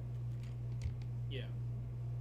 Still, it's kind of, you want to figure out what the next few turns look like and make the right plays based off of that, not necessarily just this one turn, and figure what are likely draws that are going to happen for you. You know, for Caleb there, a pretty likely draw was a land, in which case Regisaur Alpha would have come down and done a huge amount of damage.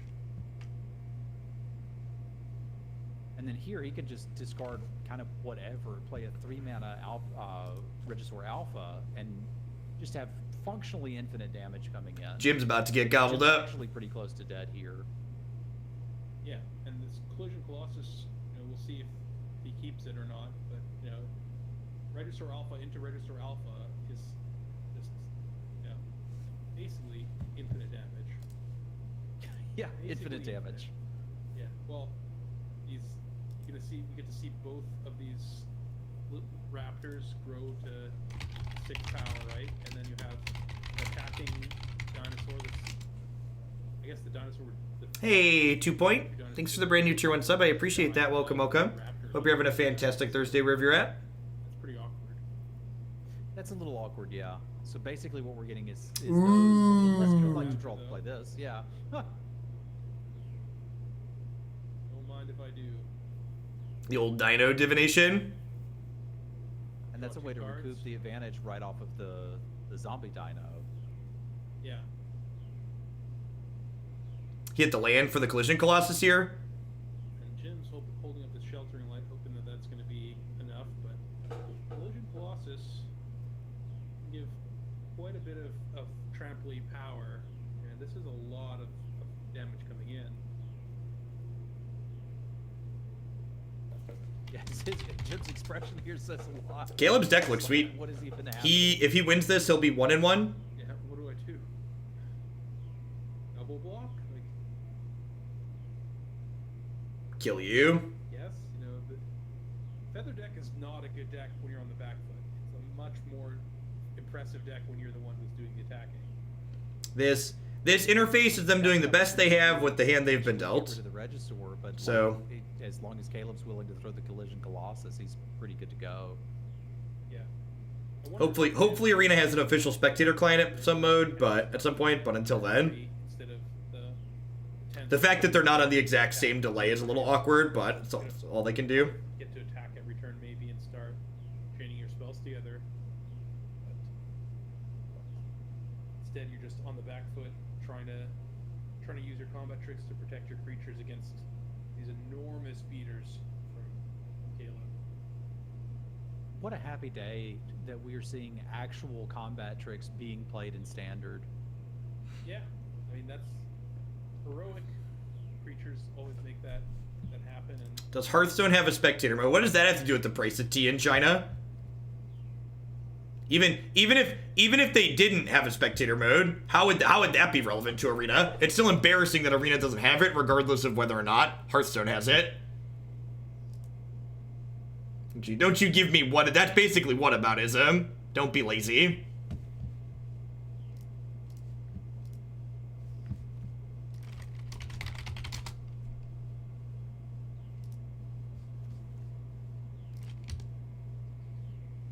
Who cares when it was added? Yeah, the Kickstarter card game I spent a year and a half streaming had a spectator mode, had a replay client so you could do cast official tournaments. Like if the Kickstarter card game could manage it, the $1 million corporation could probably manage it.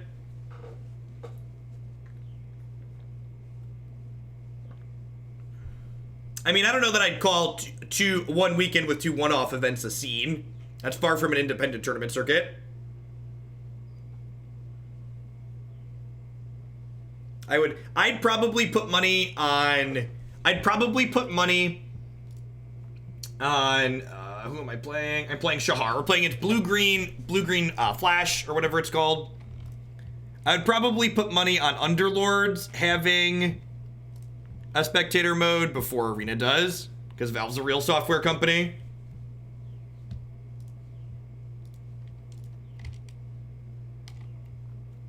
Three scatters. Frilled Mystic, Nightpack Ambusher. They have one V2 Ghazi. That's a big in. That's a big in.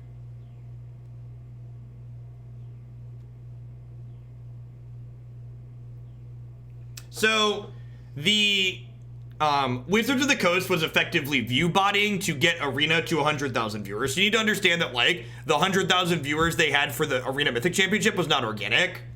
They were effectively view botting.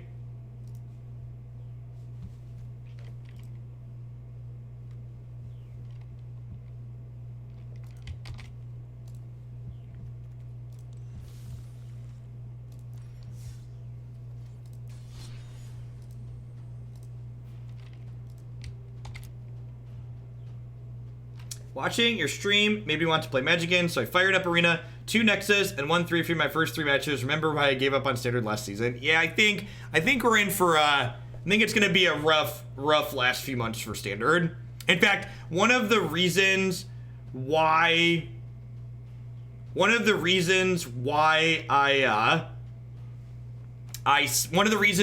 I decided I asked if I could play in these Fandom tournaments again was because I think it's going to be rough doing donation deck lists between now and October. So having if I play these, you know, every other week, or if we get lucky in top 8, play them every week, that would give me one less day where we have to play Standard on the ladder. I think the ladder is going to be kind of rough and miserable.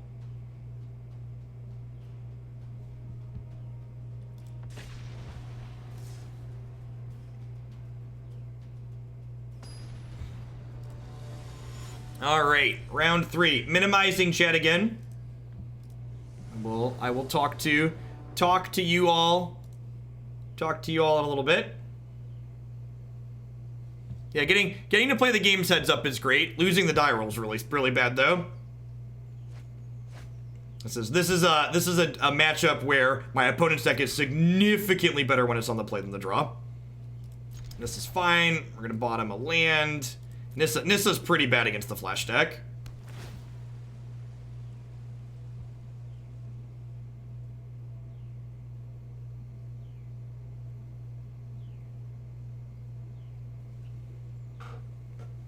They have 2 Syncopates and 3 Essence Scatters to counter my turn 2 play.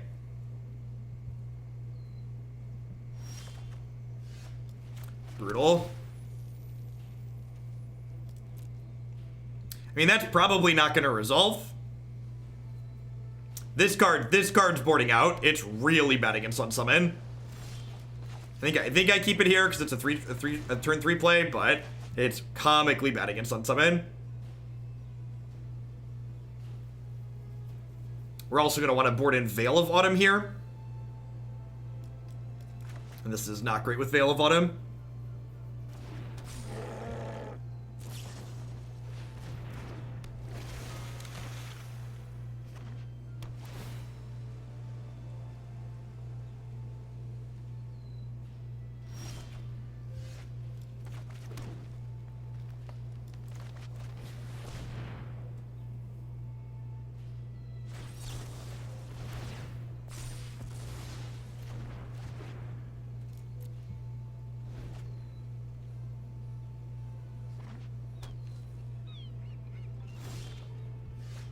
It's actually a really good draw.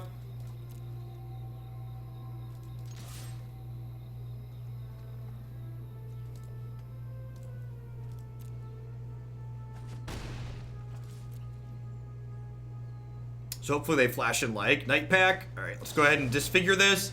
This only gets counters when they play spells on my turn. So this will kill this, and they can't cast a spell to make it bigger in response.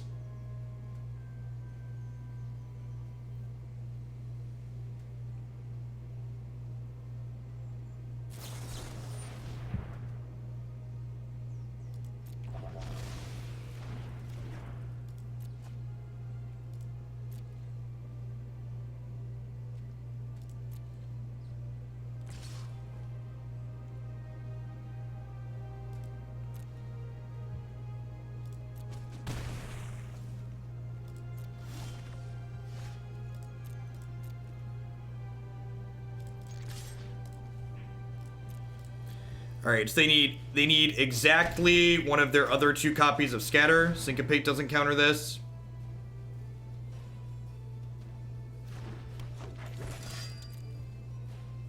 Unsummon here is also pretty good.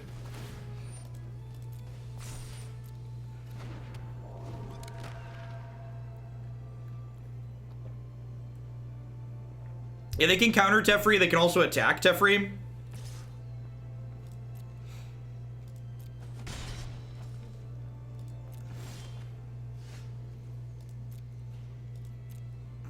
I think I'm gonna attack with both of these. They line up a block here and then do something to this or like flash in another spell. They can we can just trophy this.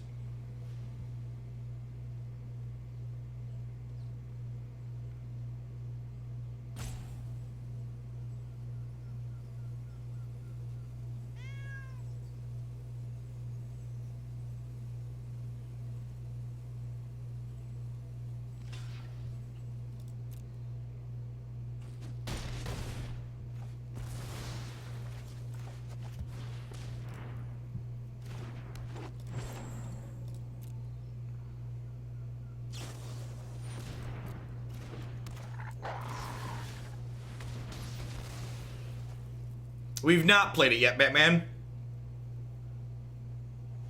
It popped up on MTGO earlier this week in an MTGO deck dump, and then we've been doing other things. So they've got 2 Syncopates, a Negate, Frilled Mystics, and they have a whole mess of things that counter these Nissas. Nissa is definitely one of our worst cards in this matchup.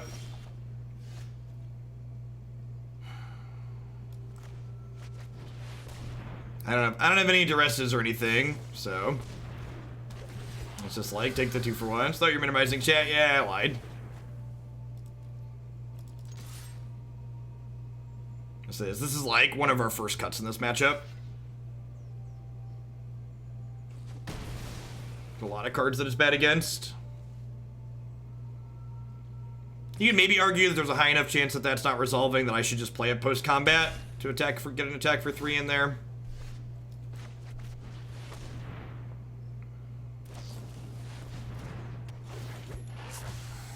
Yeah, generating double spell turns will be easier when we have Veil of Summer and Duress post board. That's fine. We're not in a good spot, but it's a decent card to have on top.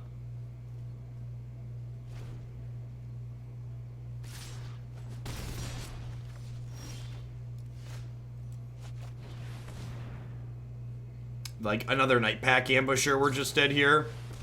Alright, Frilled Mystics at least get held to bay by this.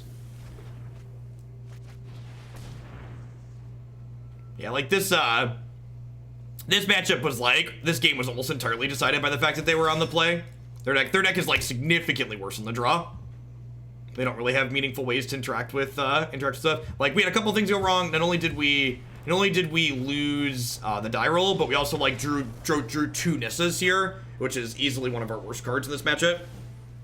So Regisaur is really bad against Unsummon. Nissa's bad against their more expensive stuff. Grasp kills not only Frilled Mystic, but also their 4/4, which is good. Veil of Summer sounds great, and Duress sounds great.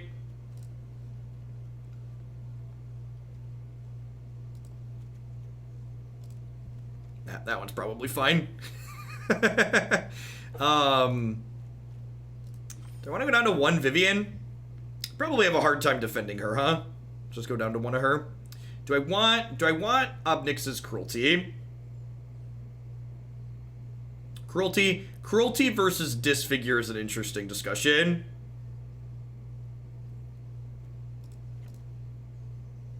Vivian's probably bad enough that I just don't want any of them. I feel like I want a couple disfigures. They've got, it kills everything but Nightpack Ambusher, right? So 2 is probably fine.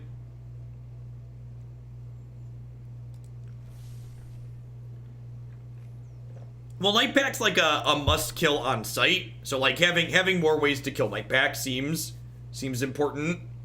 With the 1 cruelty, I've got 3 trophies, 2 noxious, and a cruelty. So that's 6 ways to kill it. That's probably plenty.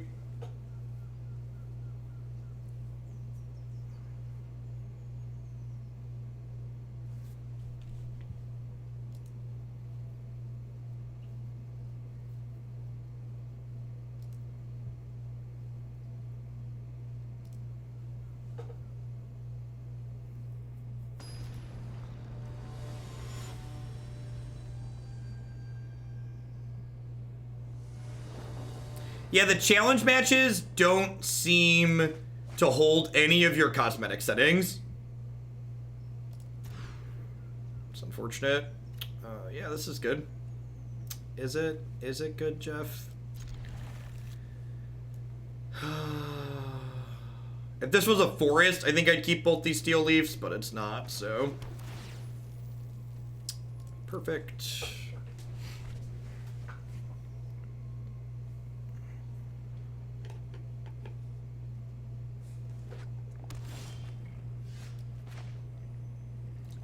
I think it's important that I resolve this, and then next turn I can double spell, which is great.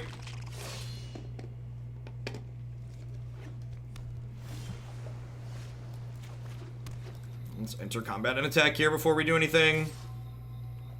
Get my 2 points in. Would I rather this resolve or this resolve? I think I'd rather this resolve, honestly. That's a good draw, by the way. I'd love to draw a Duress next turn so we can go Duress into Steel Leaf.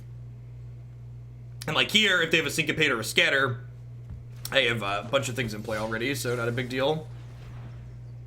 They have 4 Entrancing Melodies and an Aether Gust post board. So we could reasonably get Melody next turn.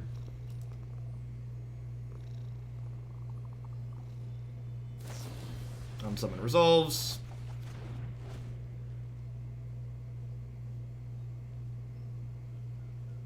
We could see them yoink this. If they yoink this, I get to slam this, which is fine, and they can't pump this, so like.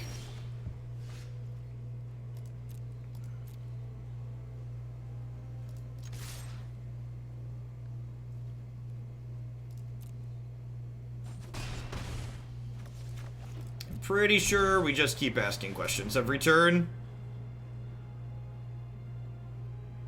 Like, attack you for 3, play a thing you need to counter. Attack you, play a thing you need to counter. Attack you, play a thing you need to counter.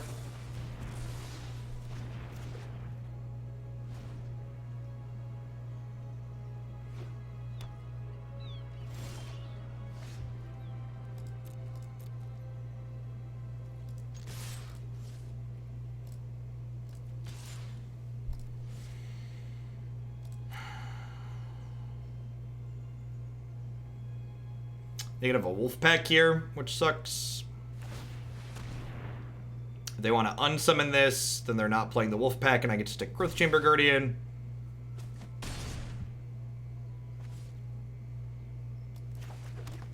This could be, and this is why their flash deck is sweet, right? Like this could be a Frilled Mystic, but if I don't play into the Frilled Mystic, it could be a Night Pack, whatever.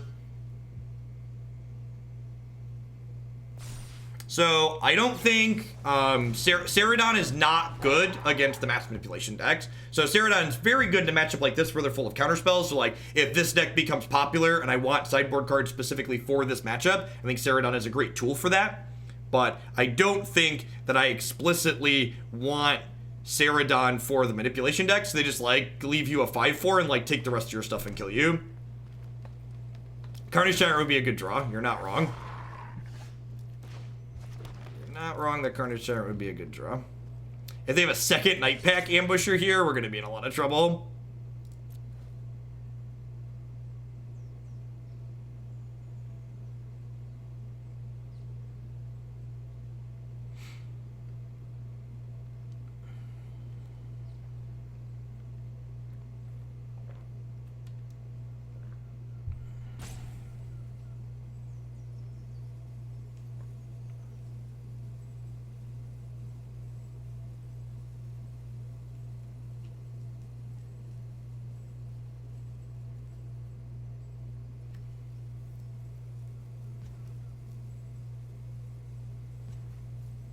Ceratops, whatever it's called.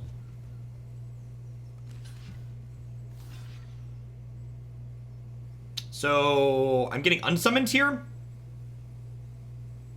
Or are we just trading 1 for 1? They might just be trading 1 for 1. They have like another Night Pack Ambusher. This 1 for 1 trade's like not terrible for them. They just like take 4. Actually, all right, unsummon me. They're gonna like unsummon me and then play a second Ambusher. Yeah.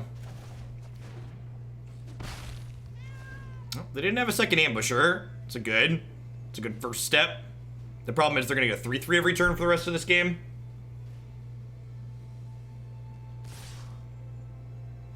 All right.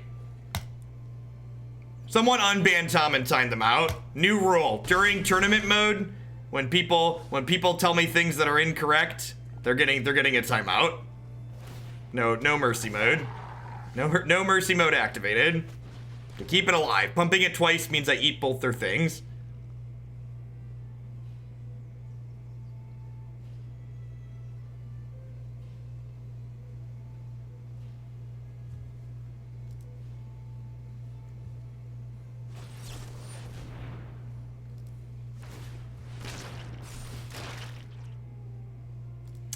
This was wrong. I should have played a land and attacked before I activated this because I missed a free point here.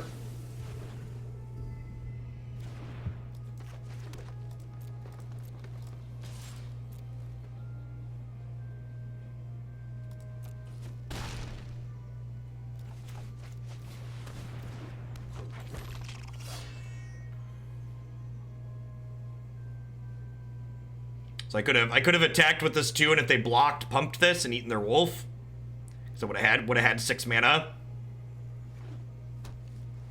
Nah, I made some mistakes in the second game, and like our draw was pretty bad, so I don't know that I could afford to make mistakes. Like we've had 7 lands and 13 cards.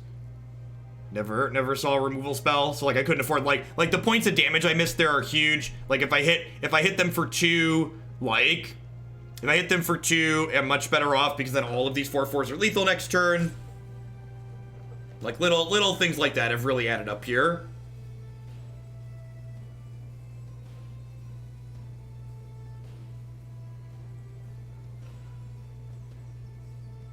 Night Pack Ambusher is a card that's very good at taking over the game if it's left unchecked, and their deck has a lot of ways to protect it. It's a sweet build for sure.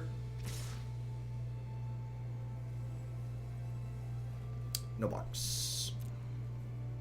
Dead to second Night Pack.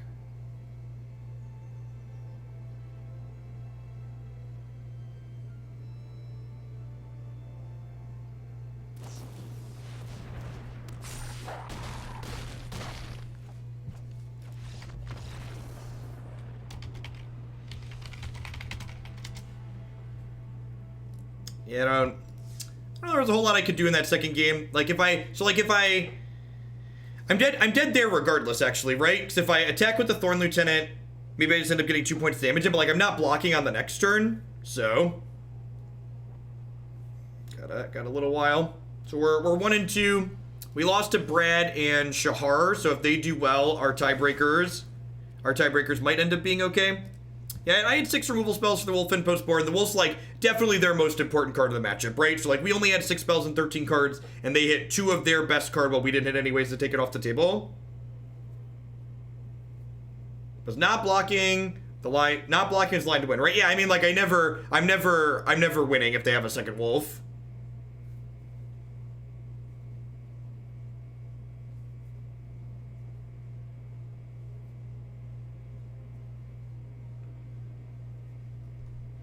Yeah, I need to win the next 2 and get lucky, because I also have to have good tiebreakers.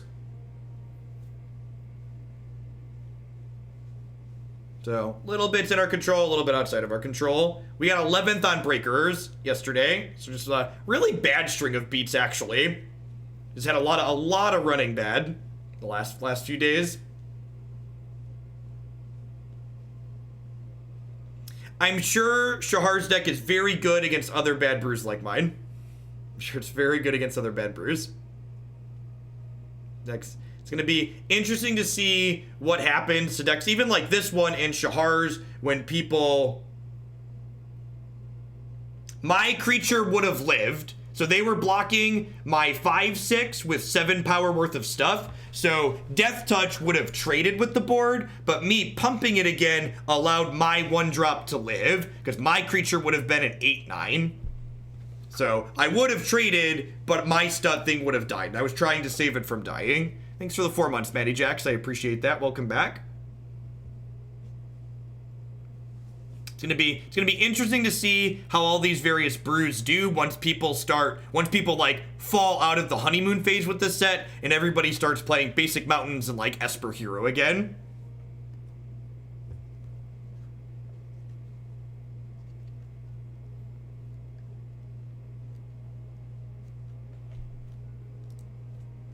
Ain't nobody got time for negative Nancy's around here, Zanman.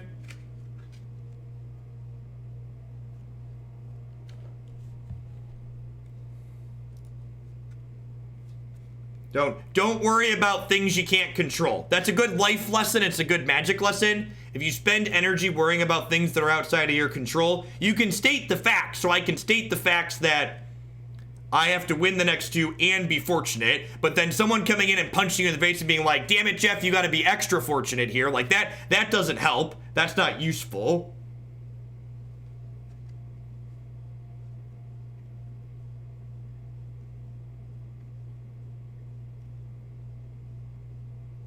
Brad is 3-0, sweet.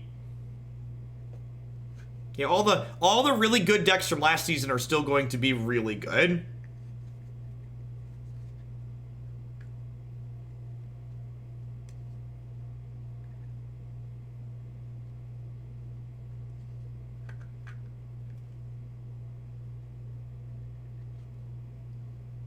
Yeah, Growl's a fine mid-range deck. Fine mid-range aggro deck.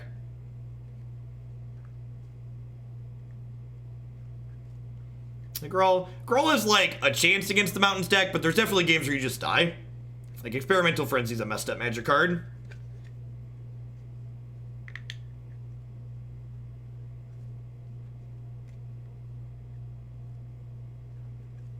No, this is a free tournament for content producers. White Weenie decks. Yeah, White Weenie's a fine archetype. It's really good at running people down. We played a Johnny's Pridemate based White Weenie since M20 dropped. You can find it up on my YouTube channel on my website. Yeah, there's $4,000 in cash to the top 8 competitors in this tournament. So there's 16 players, and you finish in the top half, you get some money.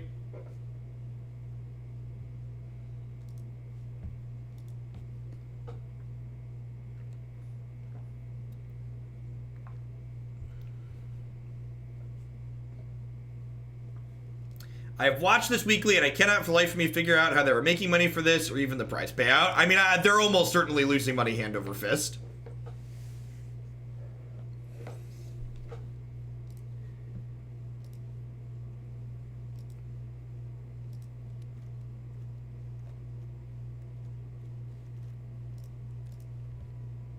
I don't ask where the money comes from. I just cash the checks.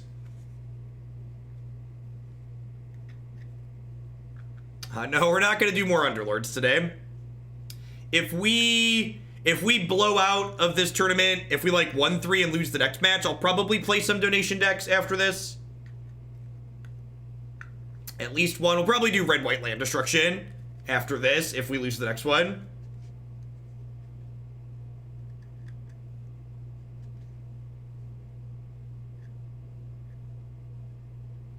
Hey, Brune Dog, thanks for the brand new Prime Support. I appreciate that. Welcome. Thanks for keeping me around.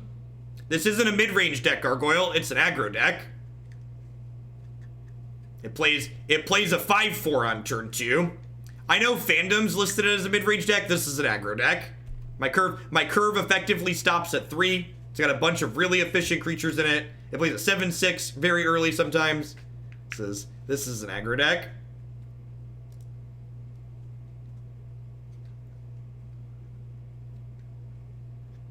Because I agree with Past Jeff. Mid-range decks are very bad in this format. Ramp devours mid-range, and ramp decks are everywhere. Let's pull the mainstream back up again, huh?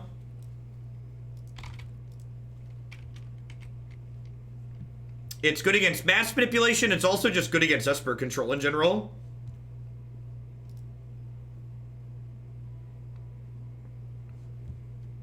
Oh, brutal.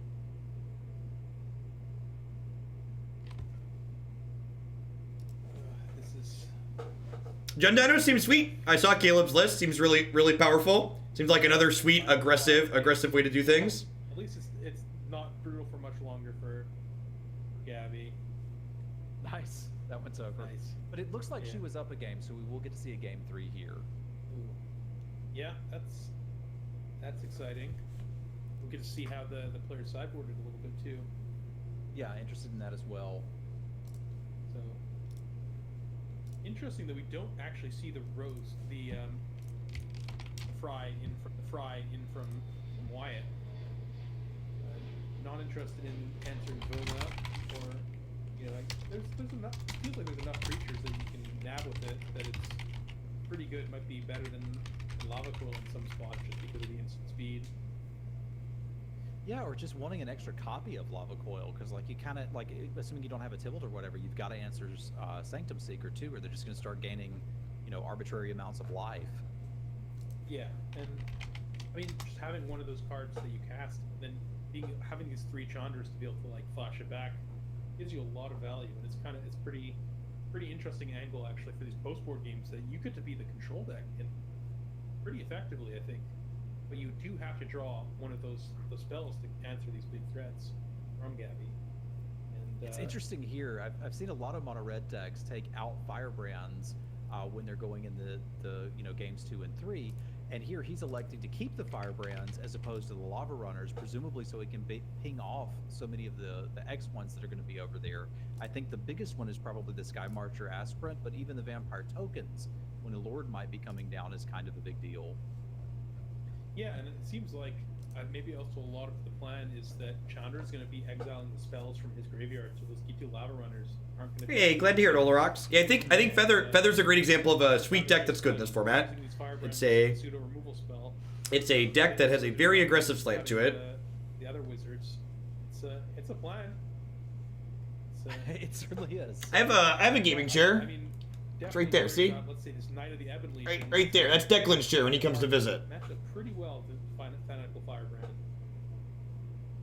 Yank. I think that was a very New reasonable cut. Chandra is a main deck or sideboard card in mono red. It's sideboard if you played it all. Darby's got 2 or 3 in his sideboard, and Darby's a pretty good Magic player, so I'd probably start with whatever he's playing. Looks like it's probably attack and then Legion's Landing. Would Could be see my Gauntlet guess. Shrine. Could see Gauntlet Shrine too. I wouldn't be that surprised, just because the Firebrand is just such a one clean answer for this Legion's Landing that looks like it's going to come down anyways. Well, I suppose in a way the Legion's Landing is a clean answer. for Darby's the hand is Firebrand. really clunky here. Yeah, I think one of the reasons to keep the Firebrand in is we see here this. Do we want to listen to the fandom commentary, or should I do commentary over the top of them? What would we prefer? You're probably sitting here, so you'd probably rather hear me talking, right? If you're in this channel and not what they're doing. Yeah, if you wanted to hear them talk, you'd probably have their channel open, right? What the golden box band said. So like Gabby's hand is like really mediocre at this point, but at the same time, like Darby needs a land. So like if Darby, okay, so I forget that this thing puts 1/1 counters on. It's really awkward that we can't mouse over their cards, right? I forgot that this puts 1/1 counters on things. I guess the Whirly Boy plus the Firebrand kills this next turn, and then like her leftovers are like almost nothing here. Yeah, you can also just Firebrand it so you don't take a hit this turn, right? Yeah, that's much better. Because now they kill this and they don't get to lifelink in for 2.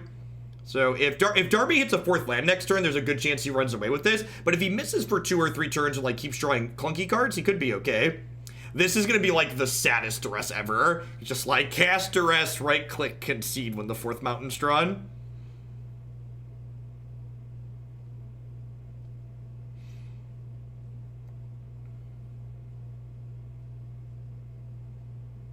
So we'll almost certainly see the Chandra the Firebrand go away here, because Firebrand plus Frenzy is just basically unbeatable because she clears the top when Frenzy gets stuck. I think if Darby only had 1 Frenzy here, you'd just take the 1 Frenzy, but because he has 2 of those, you want to just take the thing that's not like the others. And then, like, you're on, like, Godless Shrine tapped, cast down the Goblin Chain Whirler, hope Darby bricks on a land for a little bit plan.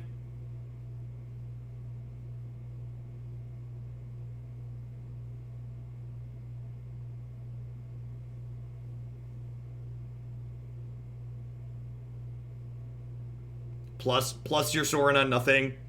What is Gabby's list got in it? So actually, we can do like real commentary. I can like look at Gabby's deck list and talk about her outs and stuff. I didn't have a clean jersey. I was gonna wear a jersey this morning and I didn't have a clean one. She's got 4 champions and 4 Sanctum Seekers, so those are like her big draws at this point.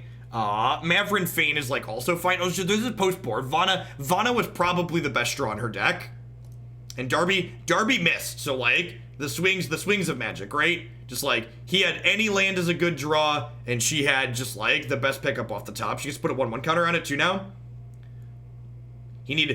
Darby needed to draw Lava Coil this turn, so the swings of a low variance game of Magic the Gathering. This game is now over. Darby can no longer win.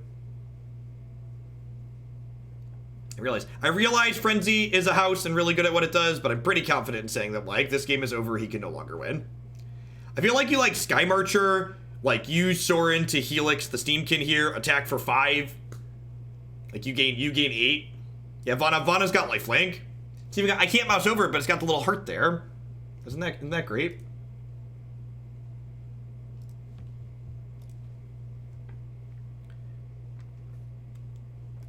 Interesting. Okay.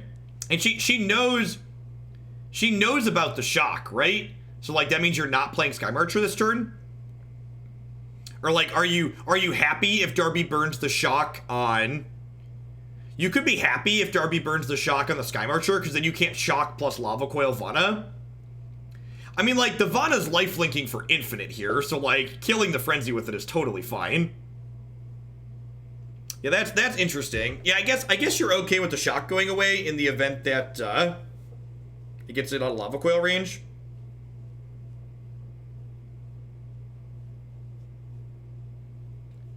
You get to like make this a 7/7, attack, shoot your thing, go back to 17. And then like now Lava Coil plus shock is no longer an out, and Darby doesn't have 4 lands to shock plus fight with fire. So I feel like he had a really small window here where he could draw Lava Coil and still be in this game, but that window has now closed.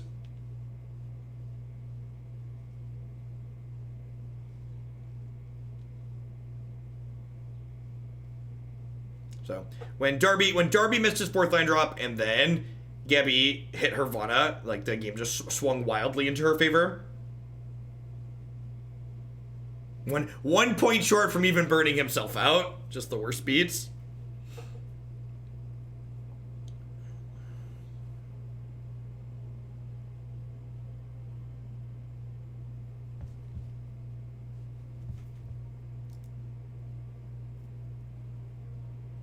Oh, apparently we're taking a 5-minute break between rounds here.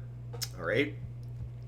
Hey, thanks for the 10 months of support there, Dan. I appreciate that. Welcome back. Thanks for keeping me around. I'm gonna run to the restroom really quick then. Might as well if they're taking a break anyways.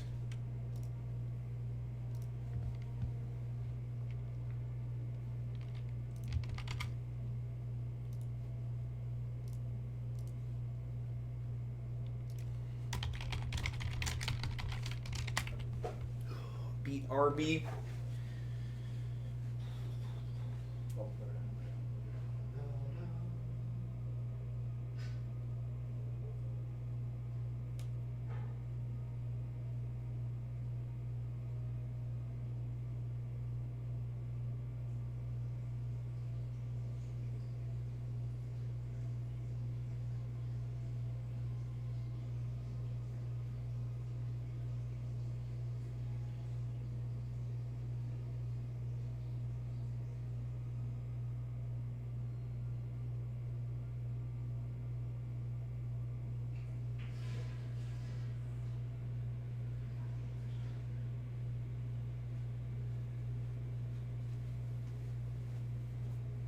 All right, so if we win the next match, we'll be playing a 5th match because we could maybe sneak into top 8 on tiebreakers.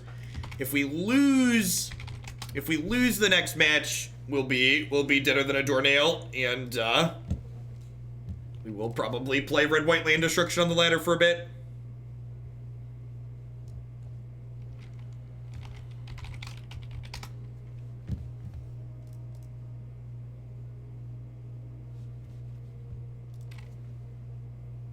There are 16 people in the Fandom tournament every week.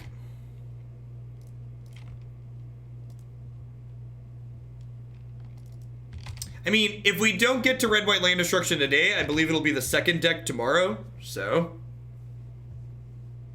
as a heads up, so people are aware of my schedule, I will not be live tomorrow morning. I have someone coming to do some work on my air conditioner, which is in the room directly behind me, so it'll be a little loud while I'm streaming. But I'll be starting at 11 a.m. We'll be doing just Arena tomorrow from 11 to like 5 or 6. And then Saturday morning, I'm going to do some Modern to make up for the missed Modern time.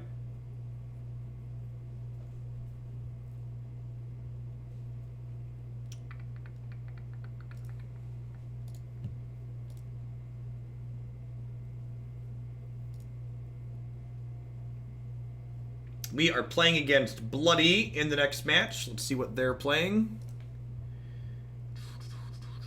They're also playing Vampires. Well, our one win in this tournament is against Vampires.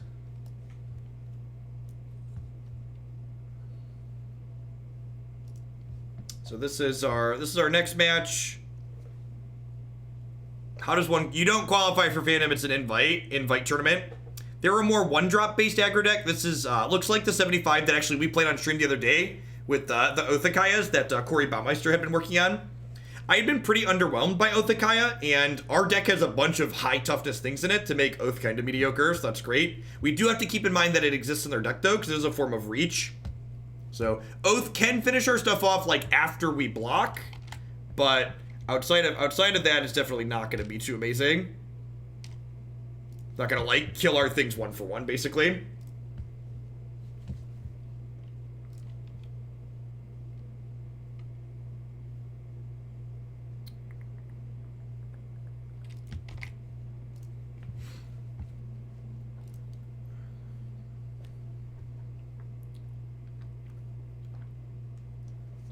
I think if you top 8 this Fandom tournament, so you finish in the top half, they automatically invite you back for the next week. And I assume if you don't top 8, they like throw your name back in a pool with like other people that they circulate in and out as people fail to top 8. Yeah, 3-mana Sorin is also a form of reach. That is true.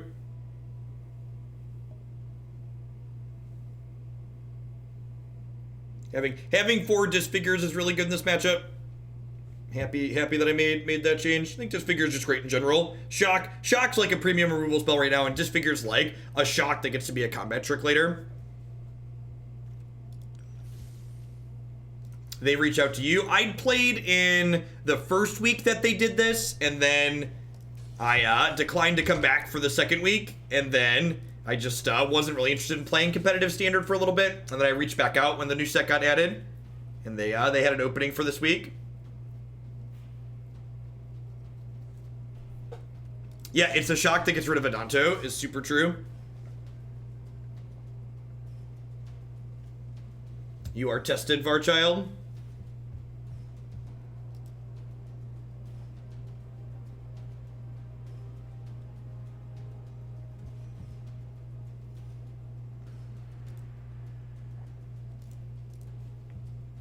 Just make sure I have the right settings there. Best of 3, coin flip.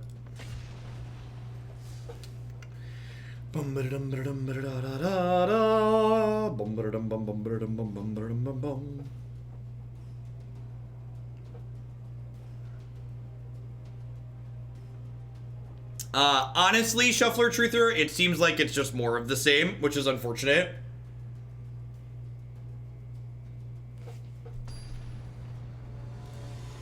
Alright, so we're playing here against Bloody, who's playing black-white vampires.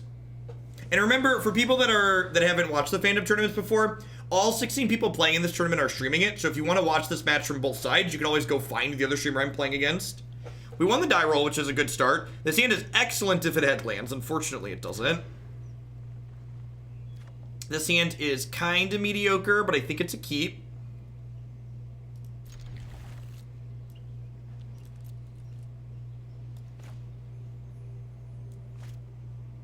I think I'm actually going to play this on one. Because if I find, like, this doesn't block a ton of their stuff. And if I find a Steel Leaf Champion on 3, I want a Steel Leaf Champion before this.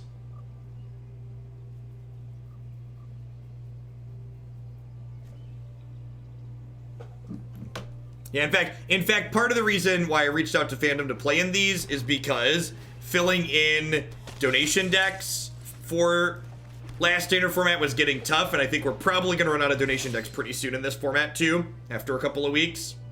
A lot of the brews are just going to get beaten down again. This is not a brew friendly format. Would really love to draw a 1 or a 2 drop next turn so I can double spell.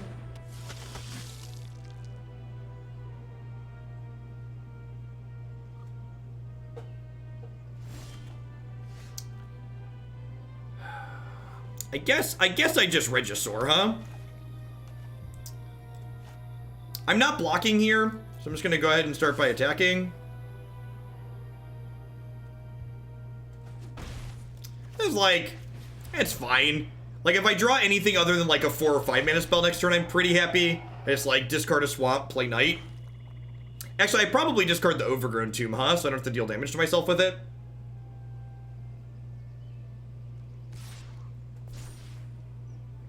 Alright, so this attack says Oathakaya, right? So I'm going to go ahead and attack, and then they'll pay 4, and then they'll cast Oathakaya and kill my Rotting Regisaur. This prevents them from developing their board, though. And, like, it just trades 1 for 1. So, like, I traded my Regisaur for, like, Oathakaya plus, yeah, sweet. Alright, so I think I just attack for 2 here. And then we go Knight plus Knight, Growth Chamber Guardian, tapped land. And clearing the Oathakaya out of their hand makes my Growth Chamber Guardian a little bit more likely to live here, right?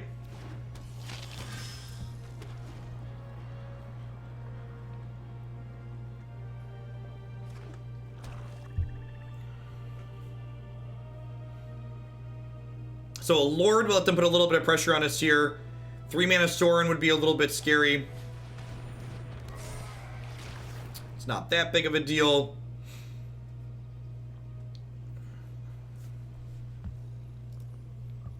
Do I have any cheap removal I'm forgetting about? No. So probably taking a hit for, this is 4, 5, 6, 7 here, down to 13. I think that's fine. Bloody does not have a main deck 4 mana Sorin, unlike the last opponent we played against.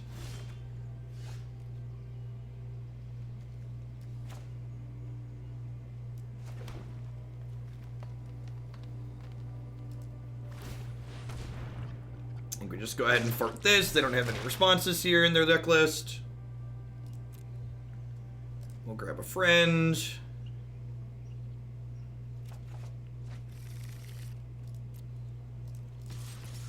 Attack with these down to 9.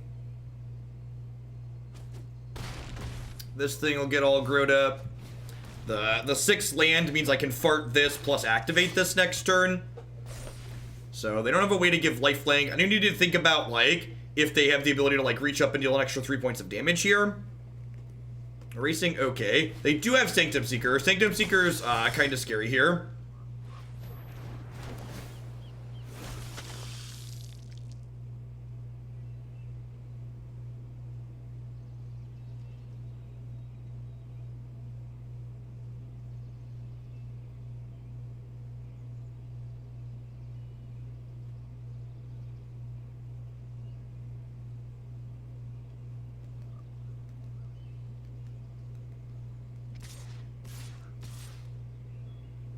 All right, they're flipping this over.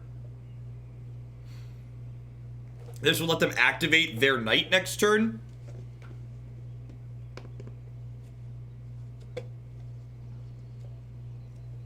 So, what if I eat this block here, and that would prevent their knight from growing. If they attack with just this, I think I block it, huh? It prevents their knight from growing, and they have to trade or go to 5. And then, like, I have 2 lethal attackers next turn.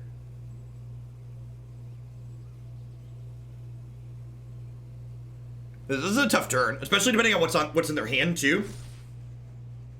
I think I want to block here. Knight grows if they pay. That's true. That's true. The knight does grow if they pay. But if they pay and go to 5, is that a win for me? Is them paying life a win for me? Hey, I probably just want to go to 9. Growth Chamber Guardian's another dork next turn.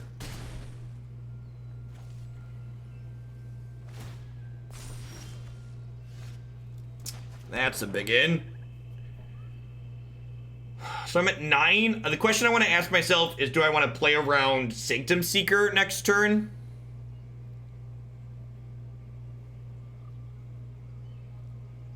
Probably.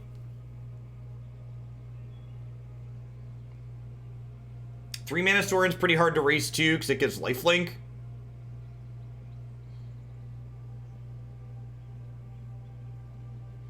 If I attack with both of these and they go to 1, and then they attack on the backswing, I like chump here, eat here, take 6. I'm dead to a Helix.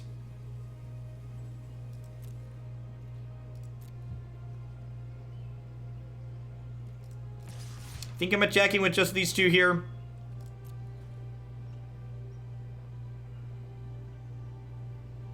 I don't think Sanctum Seeker is beatable at this point. So I'm just going to try and pressure them before they draw it.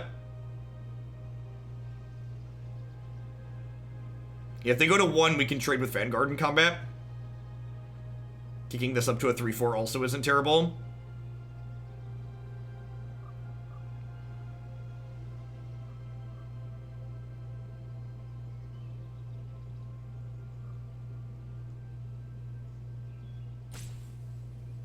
They could double one of these and like trade a 2-3 for my 4-4, which doesn't seem terrible for them. I think that's still an okay outcome for us. Like, we take this off the table, and then they take 5, this gets bigger, we play this.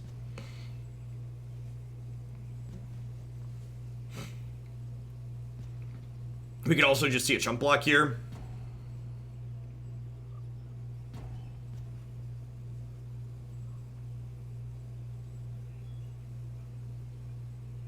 Yeah, there are good games of Magic hiding in this format.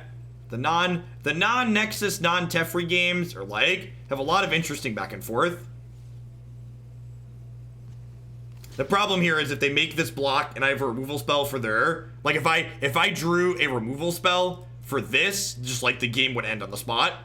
Unfortunately, we did not do that. But like they know I have 2 Disfigures and 3 Assassin's Trophies.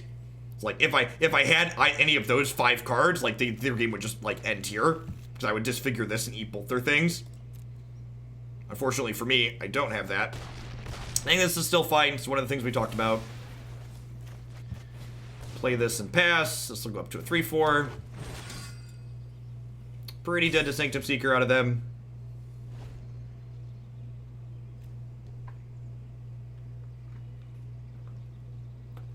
We're probably pretty hosed by a 3-mana Sorin as well, just because it gives lifelink when they plus. Yeah, Steel Leaf's the chunker for sure. Yeah, he hits the gym.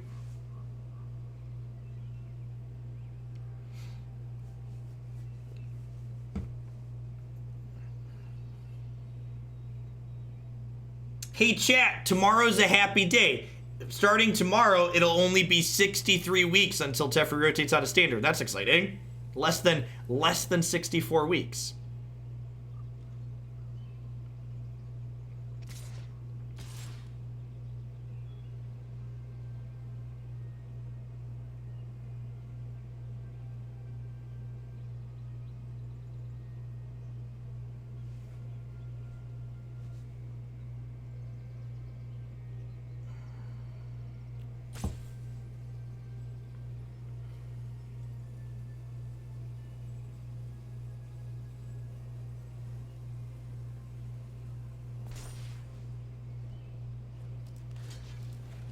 How do I feel about this block? Take 3 to 6. It leaves us dead to a Helix, but I think that's fine.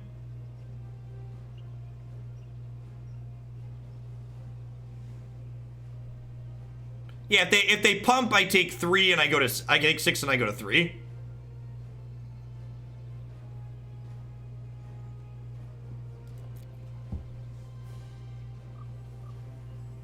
It's not about power level, Waffle. It's about the gameplay patterns that it creates.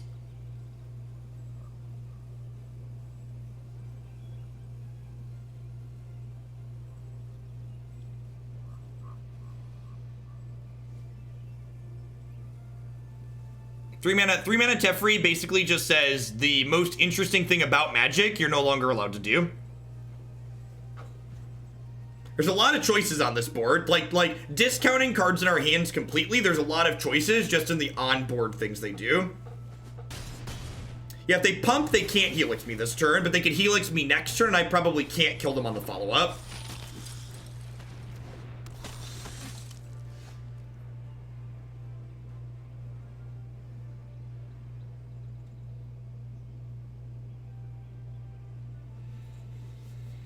So what happens if I attack with everything? If I attack with everything, they have to block 2 things, right? Otherwise, they die. And then I go thing as a follow-up. And they'll have 3 things to my 2 things, and I can, like, chump block plus eat something else and then not die.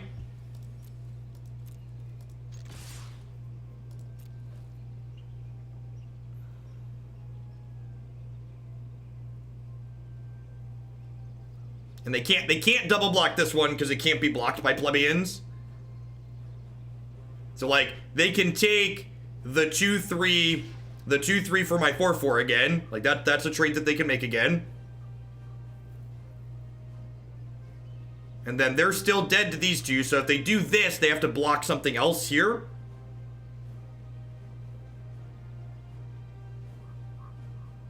I just witnessed you doing math like some sort of blocker, right?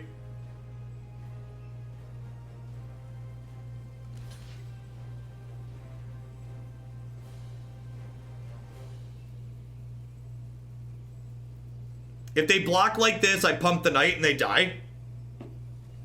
They have to block 2 of my creatures or they lose.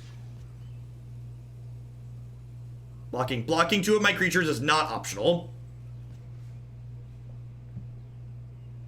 So I like this line from them. This line means I lose to Sorin or Othakaya, because they have this for 3 in the air. So if I don't have a removal spell, which I don't, I lose to Sorin and I lose to Othakaya. So they have 6 cards in their deck that kill us here. We also lose to Sanctum Seeker, so they have 9 cards in their deck that kill us here. So 9 out of 47 to kill us. And if they don't hit that 9 out of 47, we should have them pretty down the backswing. Hold the door! Hold the door! And it's kind of incredible just how different this game is if we just draw like 1 removal spell, which is why there's 4 disfigures in our 75. Because like hitting a removal spell is like really important.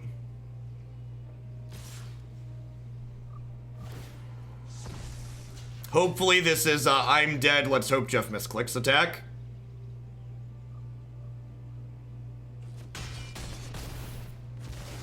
So scale of 1 to dead. Where am I at? Do do do. Boo do do do do do do do do do do. All right, we faded. So, hashtag sometimes lucky.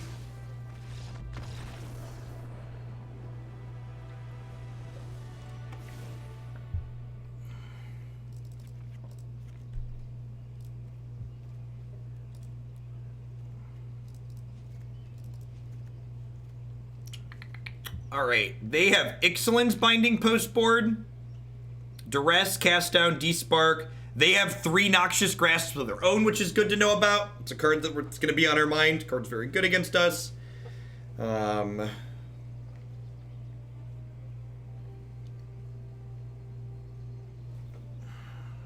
Do I want like Brontodons over these Nissas who shake the world? I might. Like, these Planewalkers get worse against their Noxious Grasp too, right? Yeah, I think I'm gonna dump the Nissas. I'm gonna go down to 2 Vivians. I think on the play, I'll swap this Cruelty with the 3rd Vivian, but on the draw, I want to be a little bit more conservative. A little bit lower to the ground.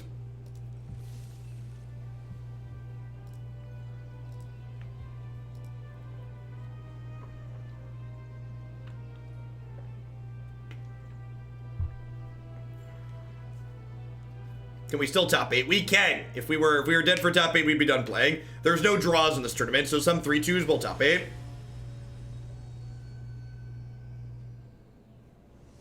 We've played a blue-black Reanimator deck, Great Scott. You can find it on my website and my YouTube channel that leverages Regisaur. So, if you're interested in Regisaur and a Reanimator deck, I'd recommend the blue-black one. Turn 1 Land Morels. Hashtag busted. Land War Elves is great because it helps us curve out with temples too, so we can go like turn 1 elf, tapped land 2-drop, double 2-drop on 3. Seems real good. We'll probably lead on Thorn Lieutenant and then like go Troll plus Growth Chamber on 3. Maybe. Growth Chamber, if we don't play till 5 mana, is ideal because then we guaranteed get to do it. Our opponent mulliganed.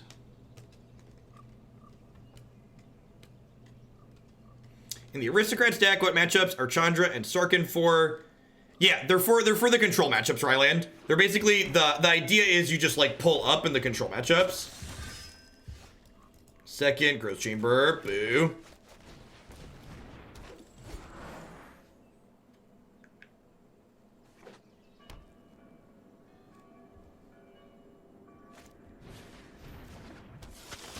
No blocks. All right, so we're gonna play a 3/3 next turn, huh? Now we're actually gonna play the Thorn Lieutenant, right? Because if they kill this, I get a 1/1 which blocks this. Bottom.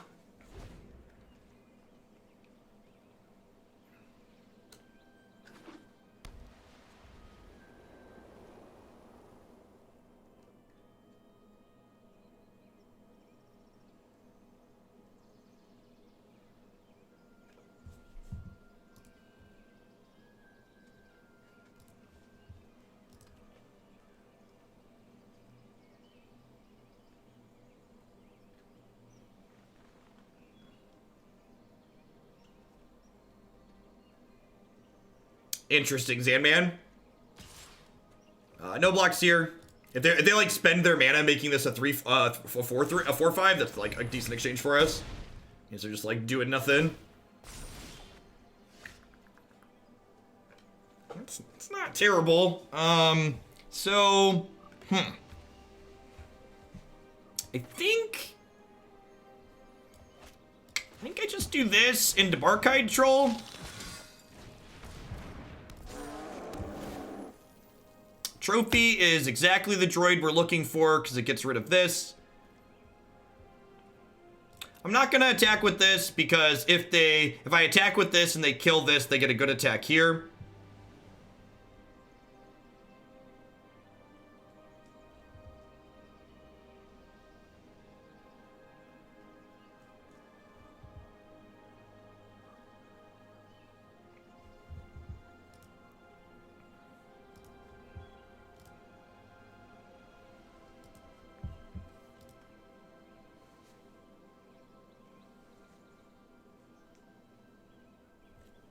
Yeah, Knight's very powerful. This card is super strong.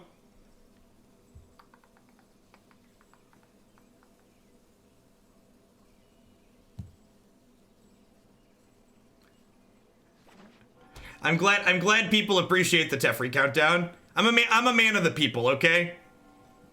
I'm just here to make sure that people's wishes are known. No blocks.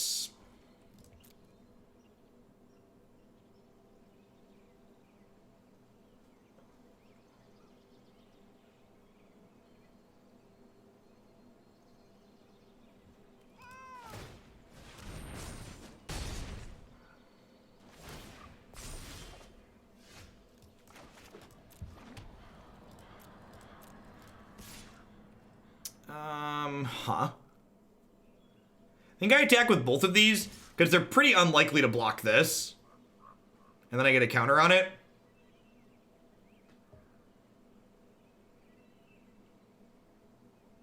And if they do, I should have waited to play my land.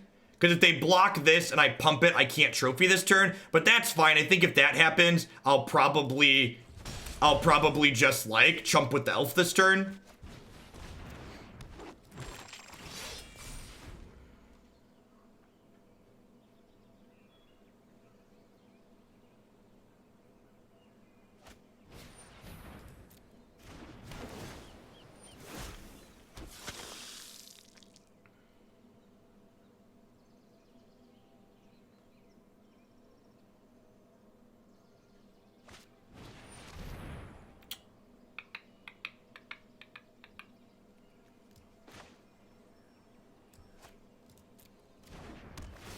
I'm gonna kill Growth Chamber Guardian. Oh, this got flying. That's awkward. Oh, even if I trophy, it still gets flying, right?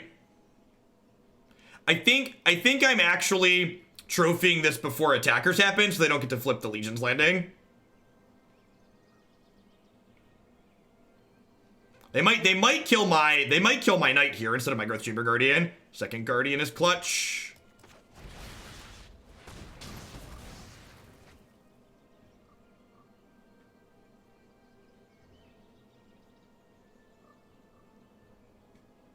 So they've gotten some hits in here.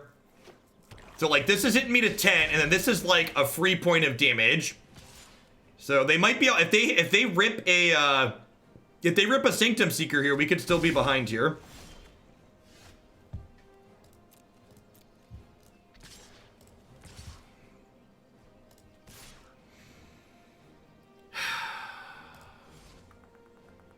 I'm gonna leave this back. I think that's the conservative play.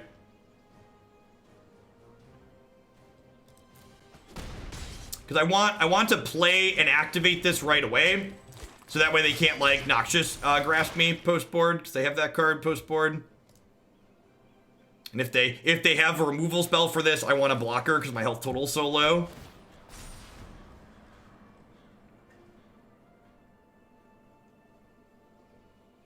So they've got a lot of cards that can drag them back into this game because my health total is so low at this point. So I feel like we're ahead, but they have top decks that allow them to flip that on its head really easily. Yeah, Legion, Ebon Legion this is going to be a format staple till it rotates. One drops are a premium in this format, and it is a very good one.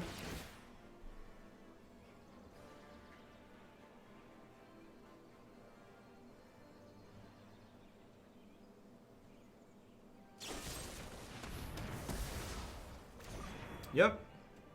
There's that Noxious Grasp that we played around by leaving this back. So I'm going to 4 here. The last person we played against had 2 copies, Brad.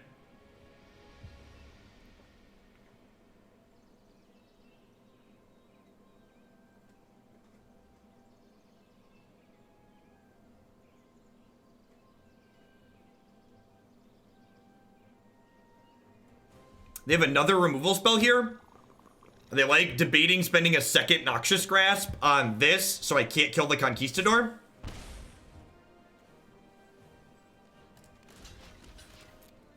Like trying to think like what that pause before I get to blockers is indicative of.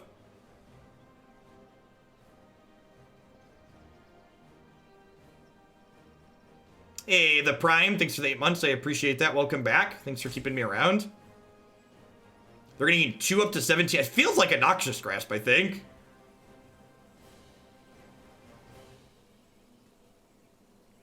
No, so to get the pause where they had the pause there, they have to explicitly put a pause on Arena. So I'm pretty sure this is some kind of instant speed removal.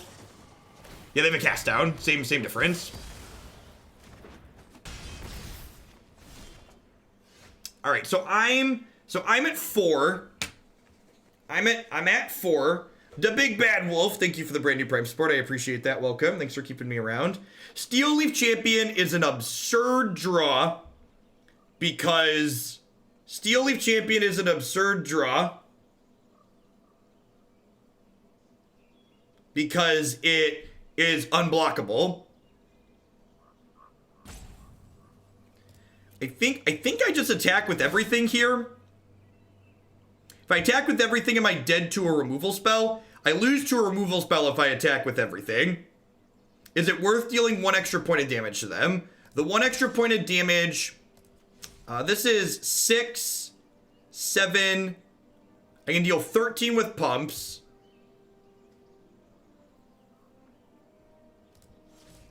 Yeah, I lose to a Lord too if I attack with this.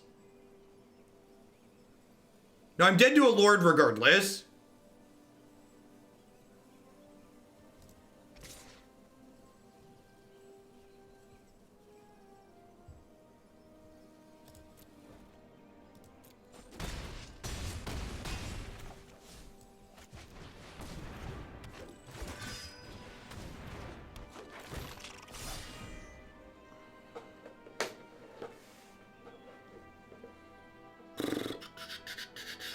Trying to fade again here. And even if we don't fade, they're gonna have 3 blockers and be at a virtual 10. 4 blockers at a virtual 10. So I need to draw a removal spell here. Vivian's also good because Vivian gives trample. I believe Vivian's not quite lethal, but she's close. So there's Steel Leaf Champion. I think we're dead. So they just block 1, 2, 3. They block 3 things here, and then they take 7, and they gain 2.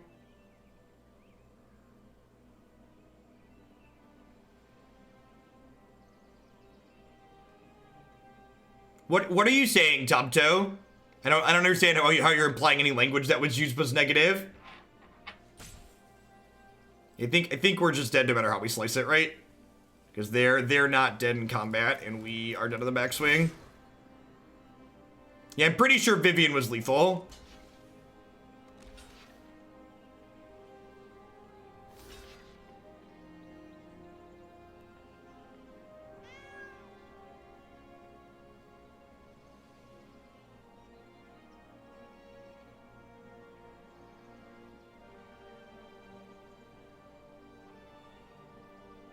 Hey, Grey Wolf, thanks for the 2-month resub there. I appreciate that. Welcome back. Thanks for keeping me around.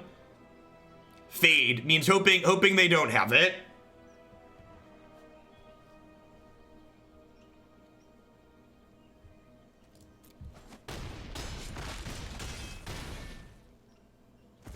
That's fine. We get to play game 3 on the play.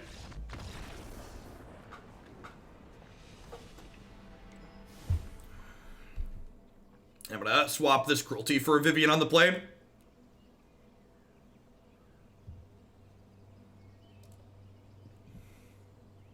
Yeah, pretty happy with how we sideboarded. Yeah, it's a close game. Close game for sure. And they mulliganed to 6, right? So you're able to work pretty well with the resources they had. Nissa's just really expensive, Brad, and they're bringing in Noxious Grass post-board, and Nissa does not line up well with 3/3s against Champion of Dusk, which is a bunch of 4/4s.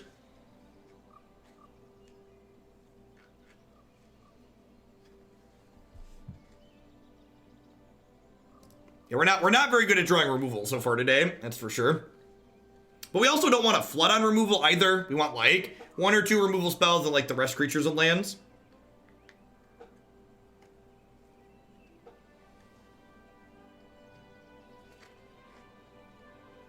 Yeah, fade a draw step is like Magic jargon. It's game genre specific. Hey, Nashark, thanks for the brand new Prime support. There's a lot of great people making a lot of great stuff on Twitch right now. Thanks for supporting my channel this month with that.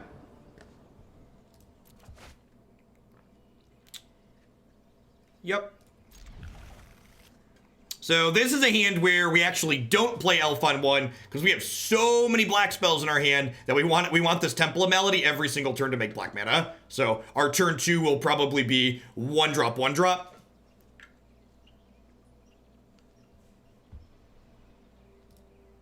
Isumi, thank you for the 8 months. I appreciate that. Welcome back. Thanks for keeping me around. I'm gonna be a little greedy and actually bottom that. I think I would have kept a black source there, but I think a non-black source is probably just good to ship.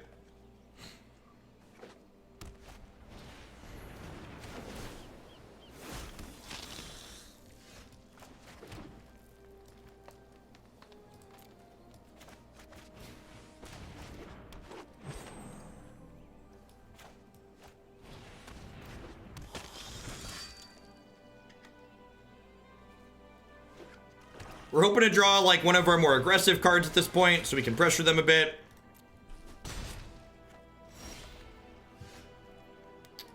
Well, I mean...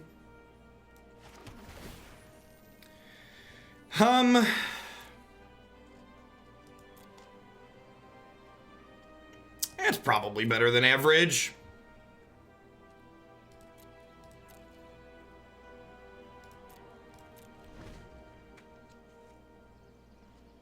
Hey, congrats, Atraxit.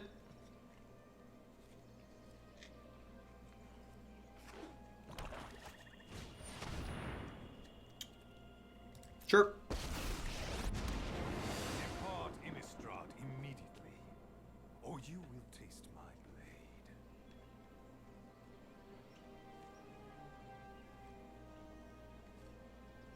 This is one of the scarier starts, and our start's a little bit middling, and this is what I said last time, like we were talking about not having removal, but like this game we have a ton of removal. Not pulling the trigger on the disfigure right away got rewarded because we get to blow out their Sorin here, which is nice.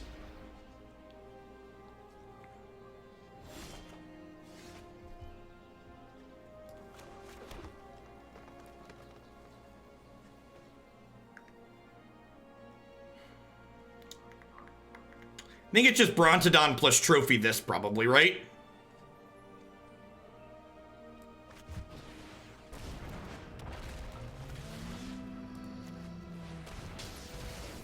I have other obligations.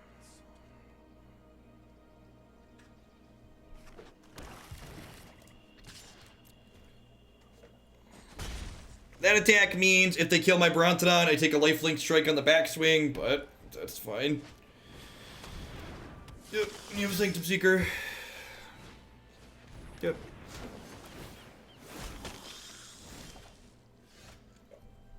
It's not a bad draw. Yeah, Brontodon has a large posterior.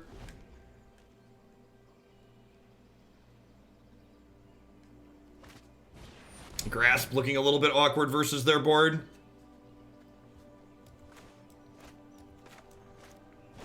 I'm actually just gonna go ahead and do this. Because, like, it kills the 1/1 and it gains me a life and it gives them one less card.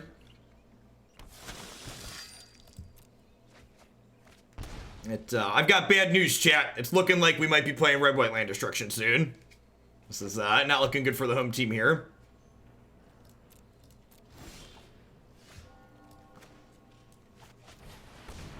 Maybe they flood it out. Maybe they flood it out.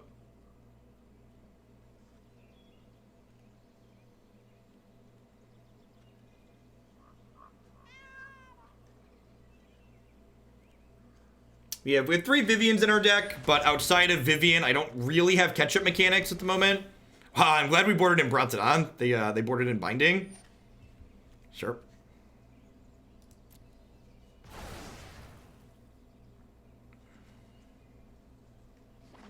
That's true. It is an all upside stream.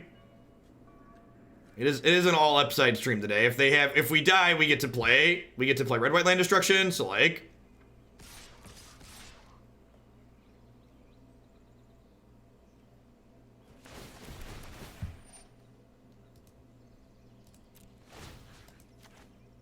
So do they have cast down here? Or Noxious whatever?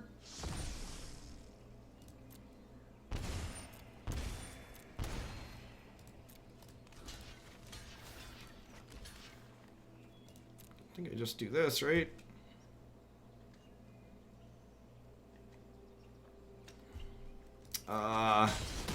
They have an Oathakaya? Oathakaya post-combat finish the Steel Leaf Champion? Nothing? They have nothing?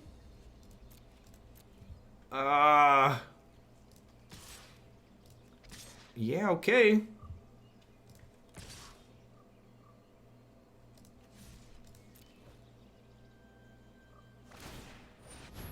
Okay.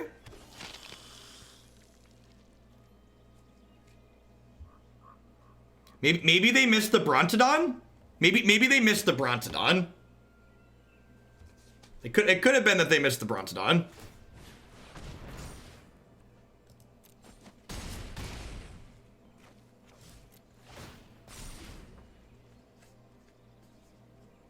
That would be an explanation for the line that they took. They missed the Brontodon.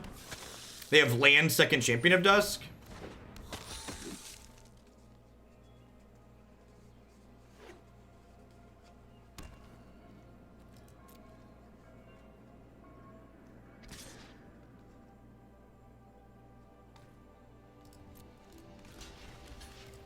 I love this figure.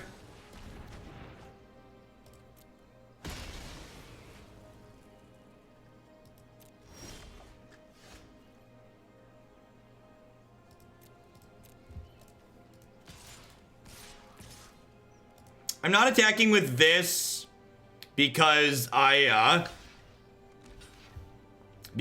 would like to I'd like to be able to activate Barkhide Troll plus play this plus to activate this. Steely Dan. Yep, all right. Yeah, I mean they can just flood out. I think that attack with the Excellence Binding was real good for us. I say I wonder if we'll see them take the Steel Leaf Champion here because rather than this, because they can have this block this for forever.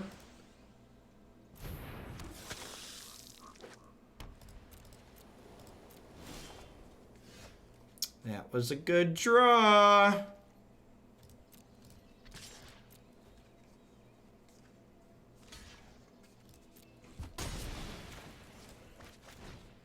This is one of our sources of card advantage. I don't believe their deck really has catch-up mechanics in it.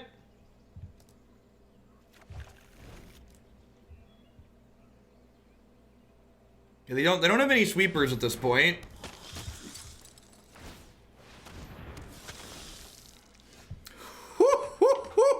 Oh, buddy. No.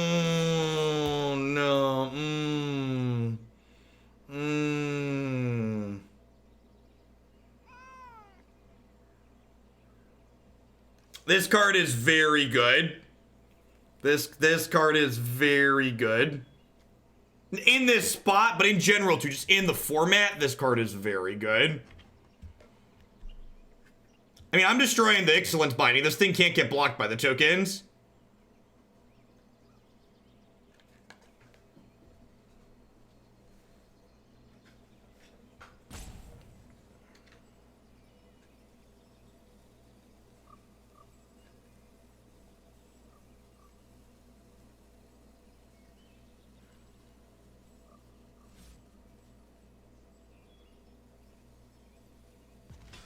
Hashtag sometimes lucky. Yep.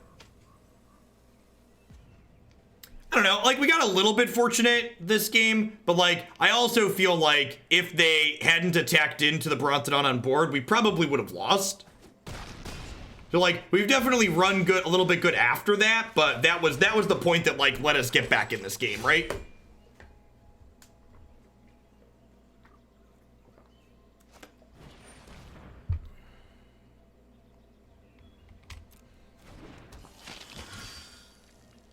Huh.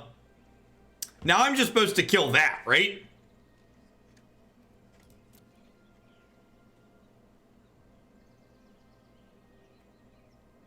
I think I'm just gonna fart this and go to my turn.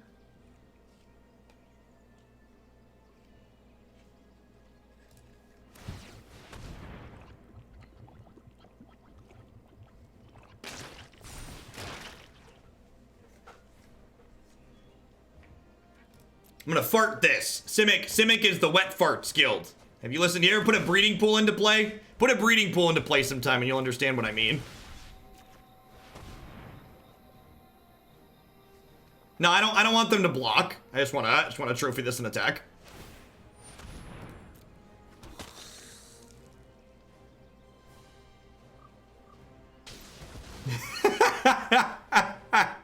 That's such a good nickname for it, Marty. That's such a good nickname for it.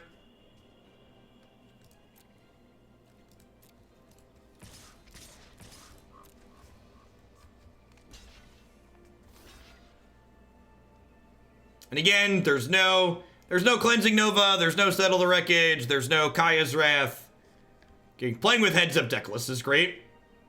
Why should we trophy their fort? Instead of me telling you instead of me telling you that you're wrong, tell me why you're right. Why you're right, Hunsler. Why is it correct to trophy the fort instead of their thing that eats my stuff? Yeah, the land war elves aren't lethal, and I'd rather just like do this turn.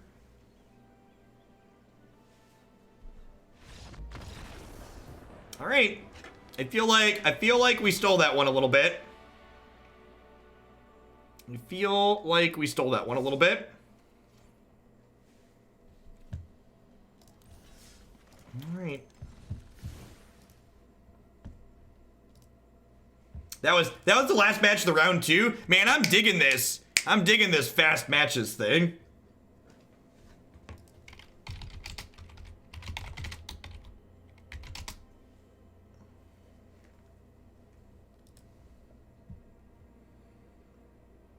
They're playing against BBD on Esper. Playing against Brian Brun doing on Esper Hero. Let's take a peekaboo, shall we? Pelt Collector could be a card I could see being okay. It's a card I consider. The Troll's been fine. Troll's been pretty okay. 3/3. Having a 3/3 for 2 is pretty good. D-Spark's pretty mediocre against us. We only got 5 targets in the main. Our Noxiouses are gonna have to work overtime here. We've got 8 Tefris. They've got 3 Hostage Takers. Hostage Taker is a tough nut. We don't have great, very efficient removal for this. This card's very good against us.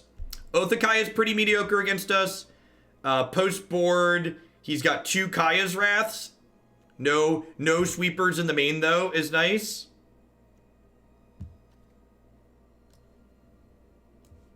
These darn MPL players showing up with their try-hard Teferi and Nexus of Fate decks. Can't they just let us casuals have our time? I don't think Cry's super good against us, so I don't know if they'll bring that in. Is he running no M20 cards? That's a good question.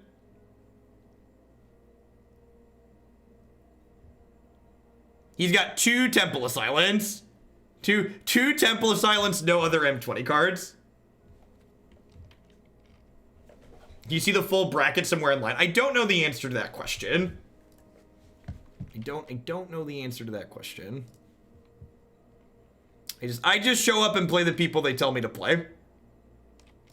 If you ask in the main, so there's a twitch.tv/Fandom Legends, you could probably ask there.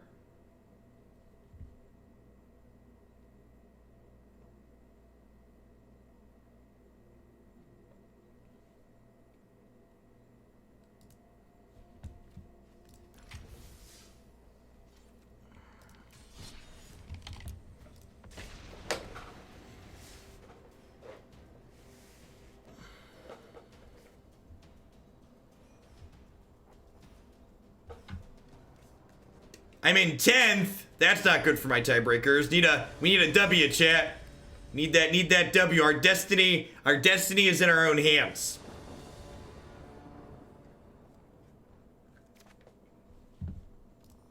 All right, playing against Brian Brown, playing Esper Hero. This hand does not have a 1-drop in it, unfortunately, and we lost the die roll I'm sorry for the lack of professionalism losing the die roll. If the elf is our 8th card, it's fine. That's just incredibly unlucky.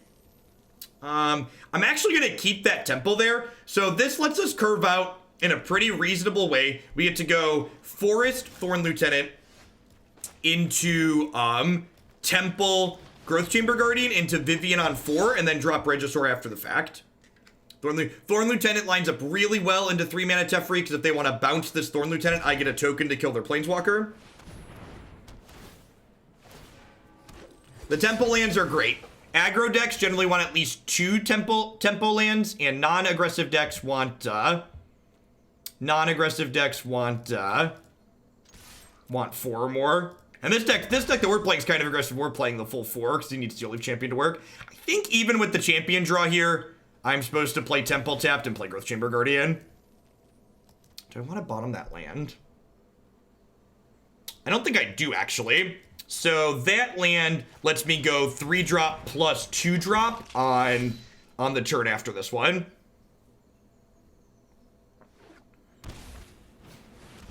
Yep.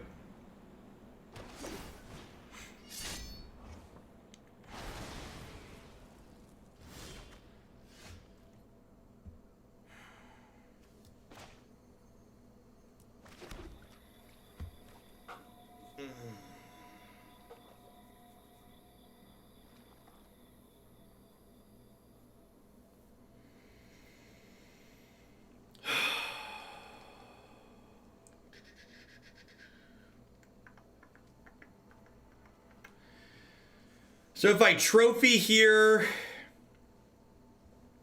I don't get to play another spell this turn, which really sucks. I think I need my thing back, though.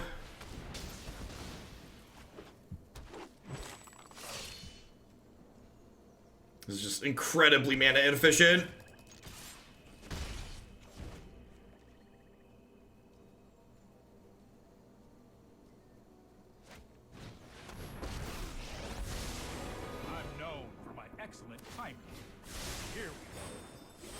Okay.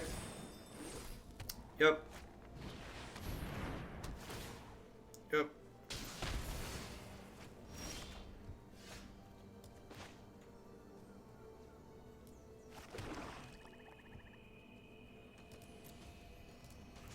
So here's a question.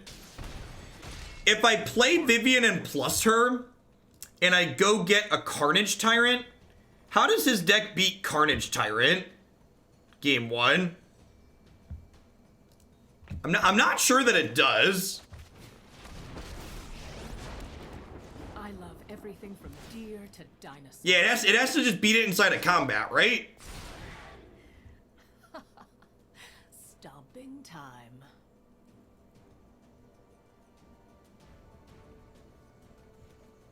They don't have Bell Haunts. They've got Hostage Takers and Elite Guard Mages.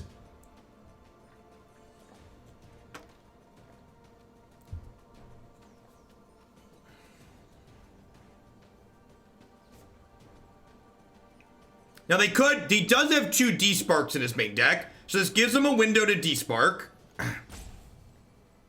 Yeah, there's no Wraths in the main deck. Post-board, he's gonna have 2 Wraths for us to worry about. But game 1, we could get this Carnage Tyrant and take him to Pound Town.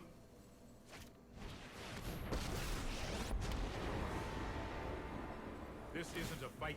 Yep. You need to take a timeout. Yep.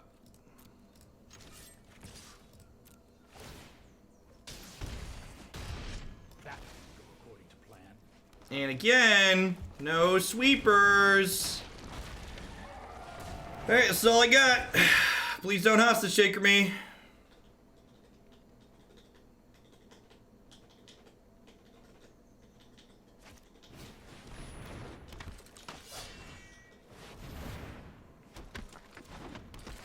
Those are not hostage shakers.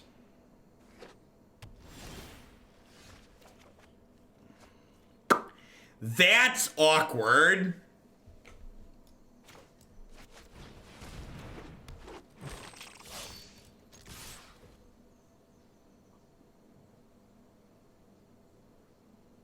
Hey, Fuji Plays, thanks for sticking on.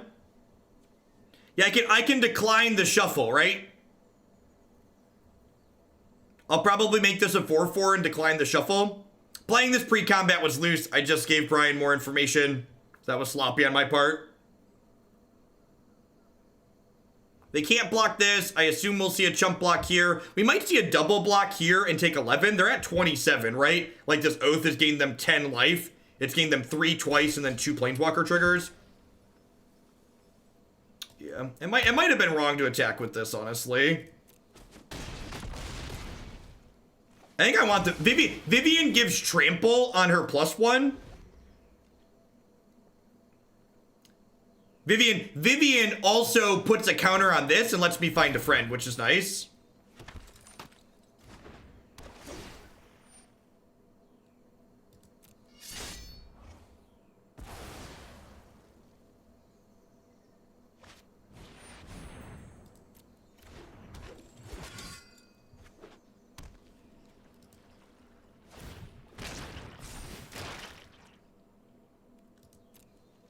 I said Hostage Taker was gonna be the toughest thing for us to beat, right?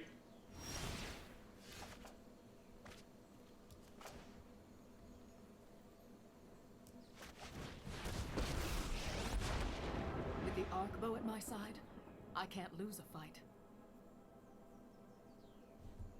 Yeah, they have one more Hostage Taker in their deck. Do I want to make a 6/6? Yeah, probably.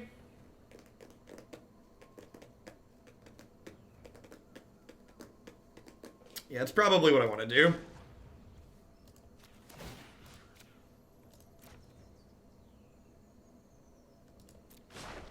Yeah, they're probably going to be able to Teferi their Hostage Taker. You're not wrong. Throne.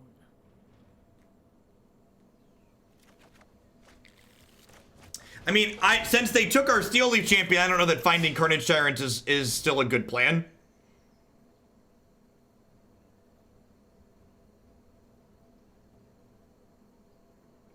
What is Barkite Troll do in this deck? It is a proactive 2-mana spell. I mean, maybe they just have a bunch of lands in their hand. And by that, I mean we're going to get desparked. Hopefully they're just reading Vivian because they're not familiar with the card. And she's not about to get desparked.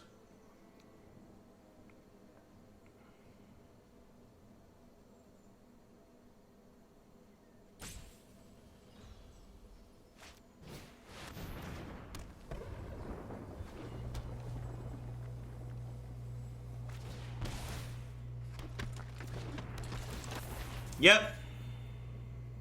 Yep. There's one of those in there. Yep. Were those like the best possibles on top? Just Elite Guard Mage 2 and 3? I guess Hostage Taker is probably the best possible. It's like pretty close though.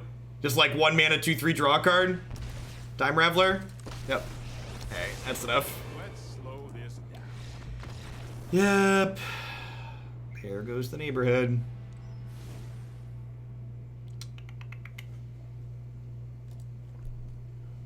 This just gets jump blocked. Grasp is great. Duress is fine. Veil's good. Carnage Tyrant's great. Disfigure's not good enough here.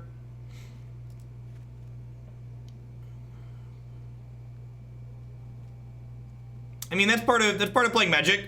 Opponent gets to draw a card every turn. Sometimes they're good.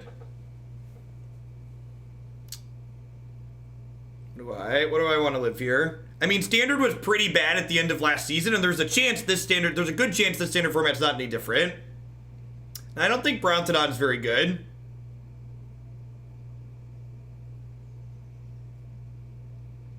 Yeah, I think Grasp is very good. Grasp is almost better Assassin's Trophy in this matchup. Maybe I trim one of these. Maybe I just don't want this much removal. I guess this doesn't kill Hostage Taker. I could trim an elf. I don't really want to trim an elf on the play, though. I'll trim Barkite Troll. I'll probably trim the elves on the draw. But on the play, elves gives me a good chance to run them over. But on the draw, and when they have Kaya's Wrath, I definitely don't want elf in my deck.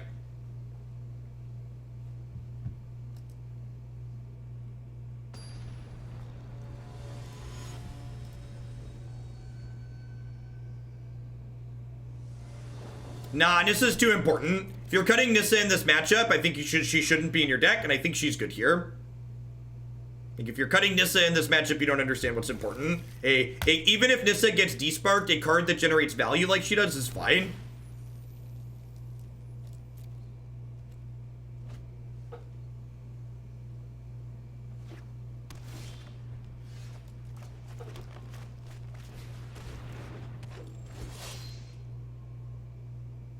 wonder if it's right to get my Growth Chamber Guardian into play, just because, wonder what the odds are he boards in Cry against me. Just in case he boards in Cry, I'm gonna do this. This way I don't get 2 for 1.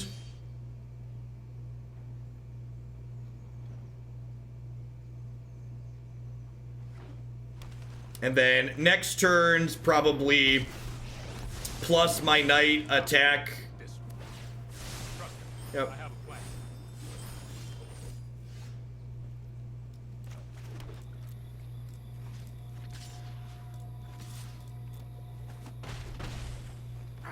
Now what? I have no idea. I haven't really played this matchup. I didn't. This is a free roll tournament, so I didn't really put a lot of effort into it. I just decided to play the deck I thought was sweet. I won an okay number. I'm just gonna concede to Gaea's Wrath.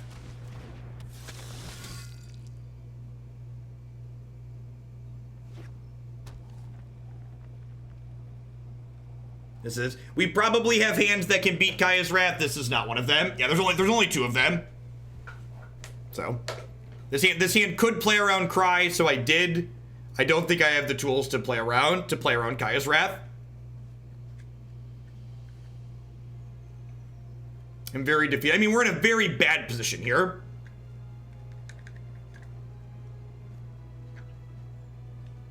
I mean, GCG's like one of our best follow-ups to Wrath stands Anissa, and like even that's still not going to be good against their handful of cards, right? They haven't just windmilled the Gaea's Wrath yet, so we've got that going for us.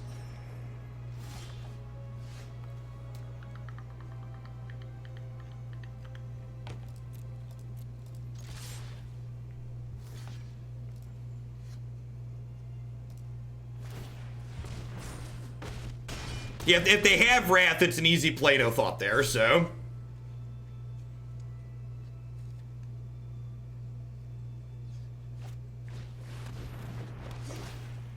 This could have been an Assassin's Trophy, but it's not.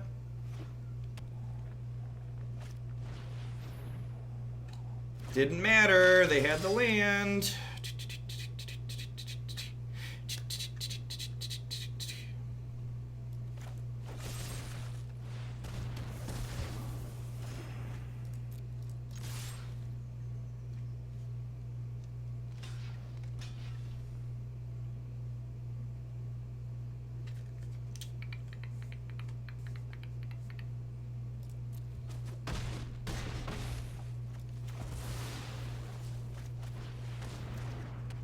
There's no reach in our aggro deck, which is a big deal. They have all the room in the world to play with here. If they have land and another hostage taker, we're probably in a pretty tough position. Well, that's not true. That doesn't beat us because Steel Leaf Champion's unblockable. Yep. You show remorse. I'll. Yep. That's more like it.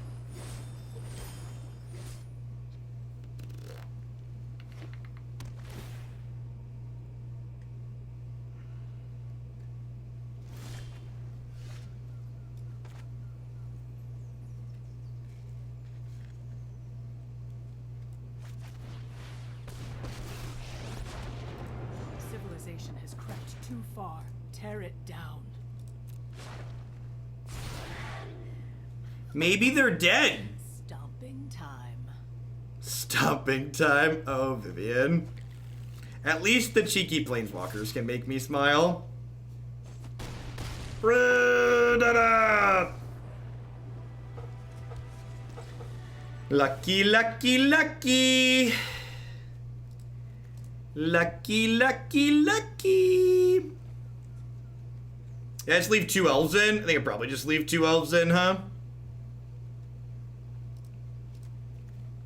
I think I like 2 elves better than Thrashing Barontodon. Definitely want my last trophy.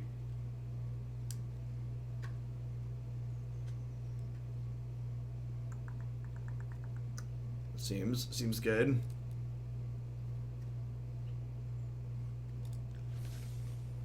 Yeah, they've got 2 Gaea's Wraths on the side.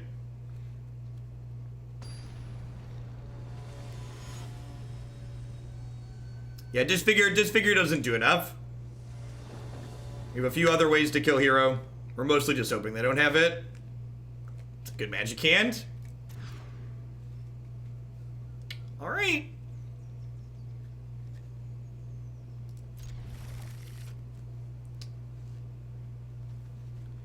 Is it the elf here? I think it's the elf here, right? Maybe it's not. Is it a Steel Leaf Champion? I feel like Steel Leaf Champion is just like our best card in this matchup. Want to throw back Growth Chamber? I guess I'm pretty far off of Growth Chamber. It's Elf or Growth Chamber. I'm gonna throw back Growth Chamber.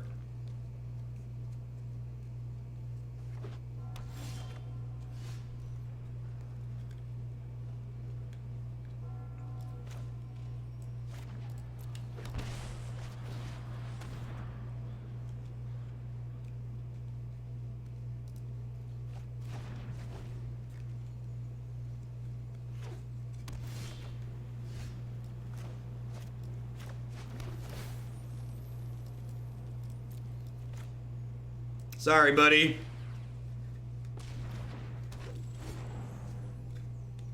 My friend.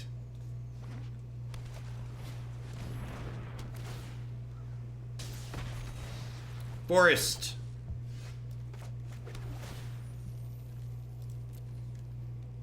Turn late there.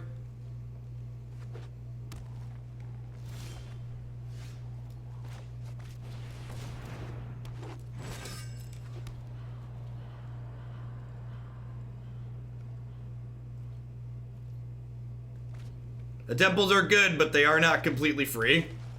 They come at a cost.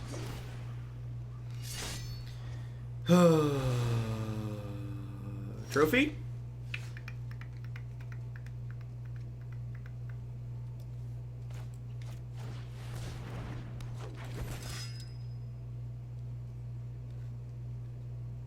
That's probably the game. Hostage Shaker is really rough for this deck. Hostage Shaker is exceptional against us. Draw an untapped land here, we could maybe be okay. Carnage Chariot, that's a lot like an untapped land.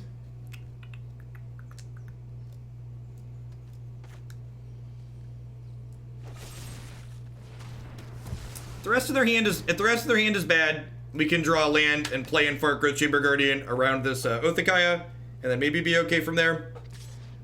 But things are not looking good for the home team. They have to be on an exceptional number of blanks from here.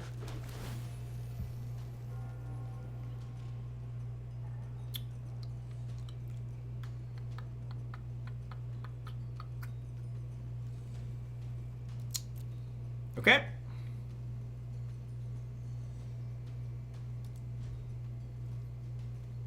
I mean, we don't know that he's running well, right? He can be super flooded. He hasn't had that many spells this game. Like, if he was running well, he would have, like, drawn another Teferi Hero of Dominaria by now.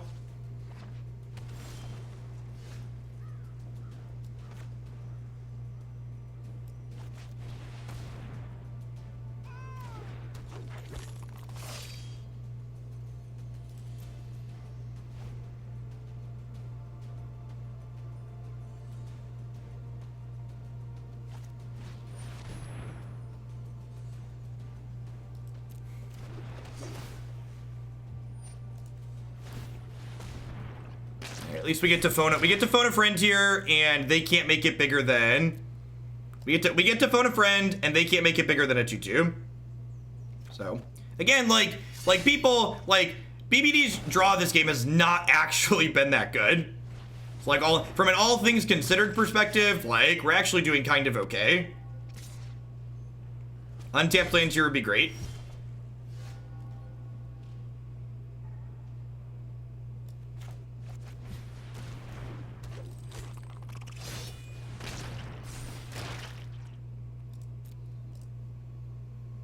Like, our hand is very good. If they keep drawing poop, like, we could maybe be okay here.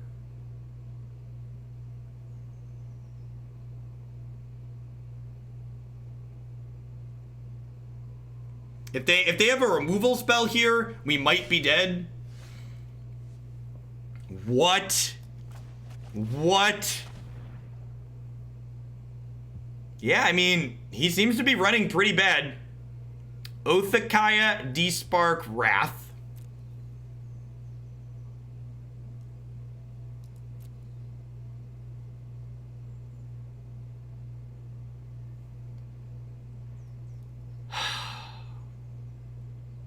What if I take Despark and then just play 2/2 drops?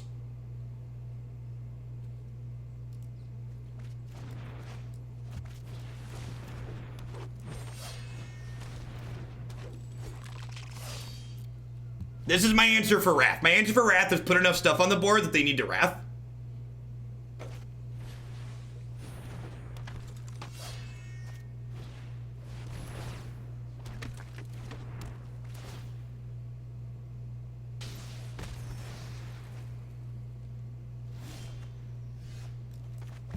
You got one more Growth Chamber Guardian, right? 1, 2, 3.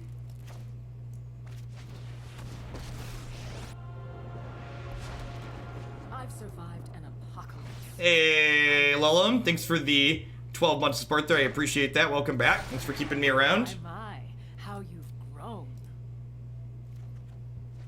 I could Nissa into Vivian. I don't think I need to do that. I feel like I'm in a spot where they probably want to Wrath.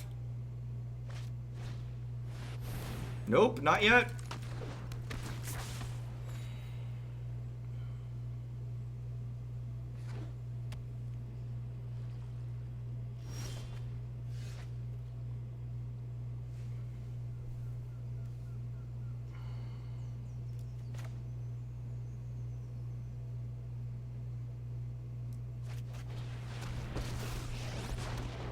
Witness the tides that Someone stream sniping told them I have Carnage Giant. That's funny.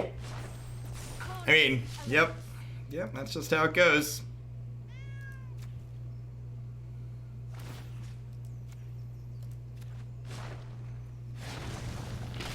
we're gonna tear you apart.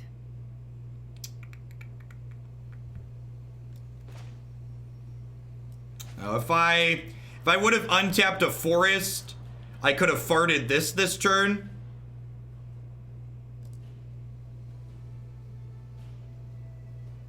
Which is maybe better.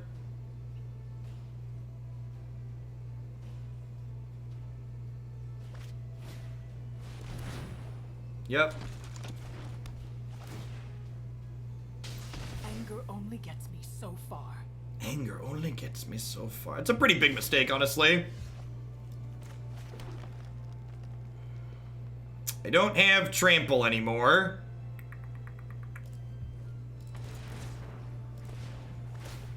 I think it's time to start attacking, right? Feels like it's time to start attacking. Behold, nature's true power.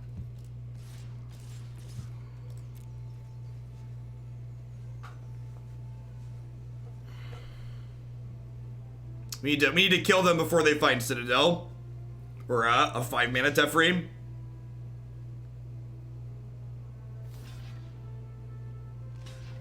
We're gonna trade our 3/3s for their hostage takers. I think that's fine.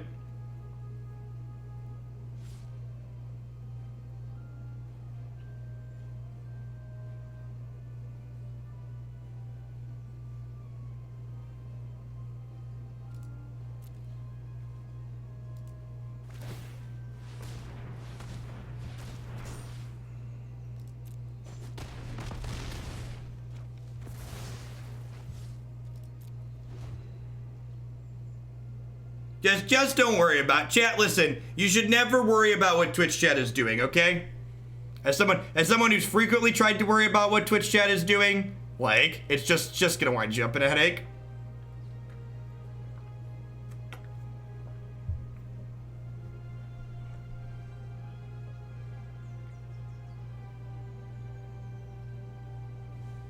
Yeah, delay. The content's a lot worse if the stream's delayed.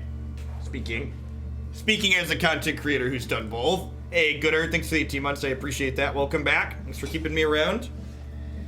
All right. Hopefully they're also drawing bricks.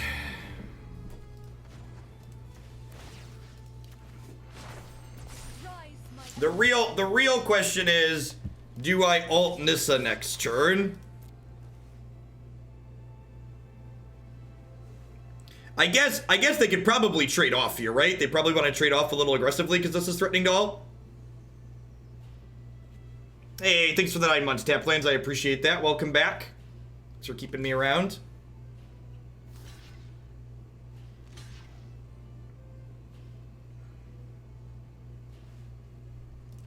And like, these blocks from BBD are smart. They're like leaving me with 1, so like alting Nissa on 1 is not ideal. If I rip a Duress at any point, that's absurd for us. They're trying to rip a D-Spark or a Teferi or something along those lines.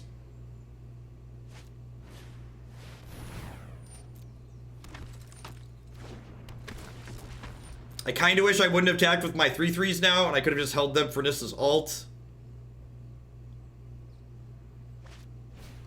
There's the D-Spark. Alright, suddenly we're behind.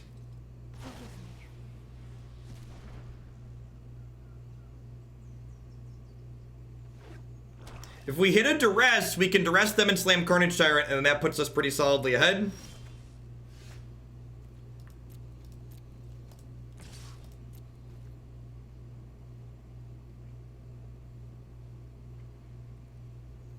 Can't just force this game to top decks. So if I play Carnage Tyrant, the game gets forced to top decks, and that's not a good place for me. Because their deck definitely has more gas in it off the top than mine does. That probably means we lose. I'm known for my That makes the window we have to draw Duress like almost 0 here. No, there's no Bell Haunts in BBD's list. Playing the land is fine.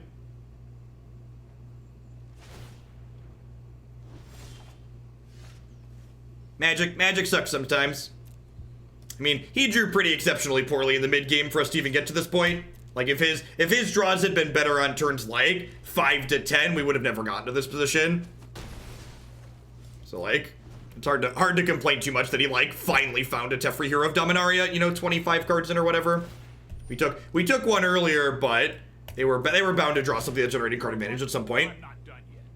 Like I said, I wouldn't be surprised if this matchup's like real bad for us. They get to like bounce their hostage taker here and take one of her things, so this game's pretty over. Alright, I'm gonna run to the bathroom. There's like a small outside chance that a 2-3 top 8, so we'll hang out and wait for that, but if we miss top 8, we'll probably be done for the day. Alright, BRB. Good games, BBD. Good luck in the top 8.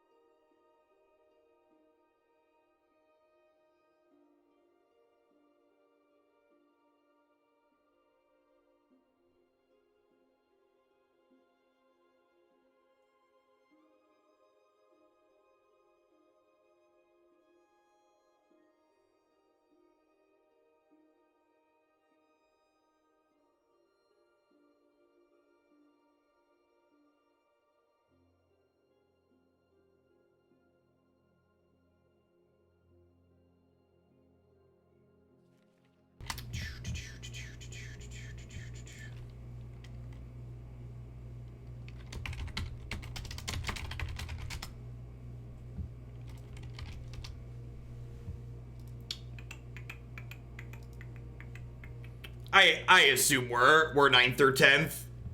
Or lower than that. I think someone said we were 10th going into the round, so I assume we're done at 2 and 3, so wait like 30 seconds to find out. Hey, Sicko, thanks for the 5 months. I appreciate that. Welcome back. Thanks for keeping me around.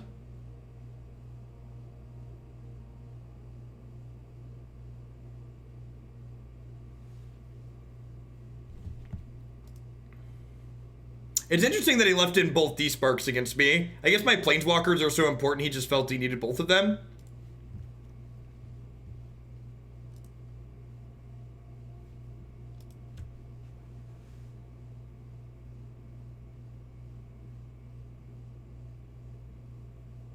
The blue-green flash deck seems sweet. If the blue-green flash deck is competitive against mono red and Esper Hero, it's something that I think I would definitely enjoy playing.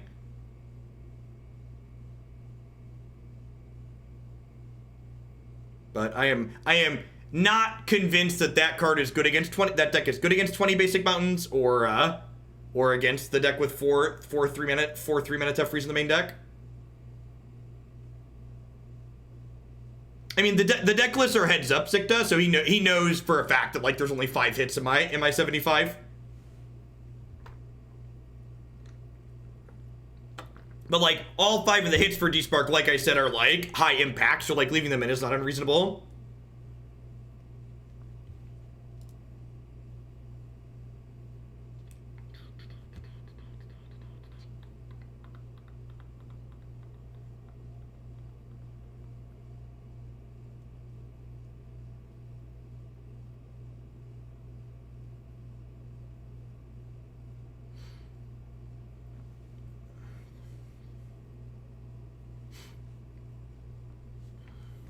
Yep. It doesn't hurt to wait 20 seconds to find out. I think we're gonna play some. We'll probably be done. We had a good viewer count and then everybody left, so we'll probably call it a day. There's a lot of other stuff going on. I don't like to run late when the viewer count pitches off a cliff. Yeah, the Celebrity Cup thing's still going on. Yeah, we'll be done after this. There's still one match going. We can watch their last match and recast over the top.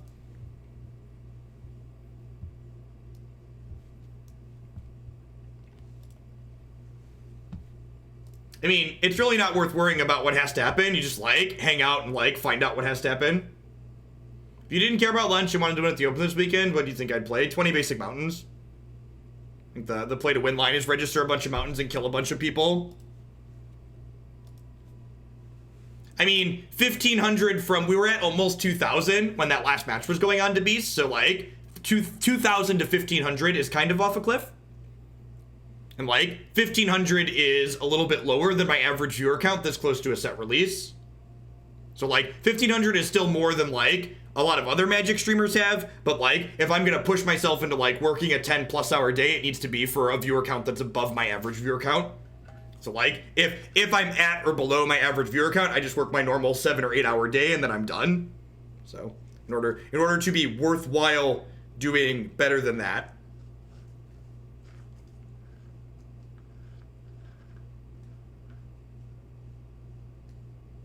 We did not beat BBD. He ripped a D-Spark for our Nissa the turn before it ulted, and then he drew a 5-mana Teferi, and we drew a bunch of lands. It's not a good scene. I have no idea, Isabus. I haven't played them at all. Yeah, one of the things that I learned earlier this year that definitely stressed me out a little bit because I was working too much is that like streaming is the type of job where you can actually just work any amount of hours that you want to work. And like the income doesn't go up exactly proportionally, but like I tend to make more money the more that I stream, and it's very easy to like be addicted to working essentially and like do nothing else in an unhealthy way. So like setting reasonable guidelines for these are when I'm gonna push myself or like smart things to do. I'm doing all right, Pope. We had the Underlords. If you're into Underlords, the games of Underlords we played this morning were excellent. I played 2 ranked games that we took, I think, 3rd and 1st in and pushed me into Big Boss 1.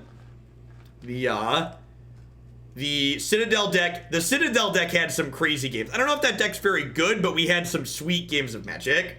It's not good, but it's definitely great. If you were into the Citadel deck from last season, if you were into the Citadel deck from last season, you'll want to check out the matches from that before we started this tournament.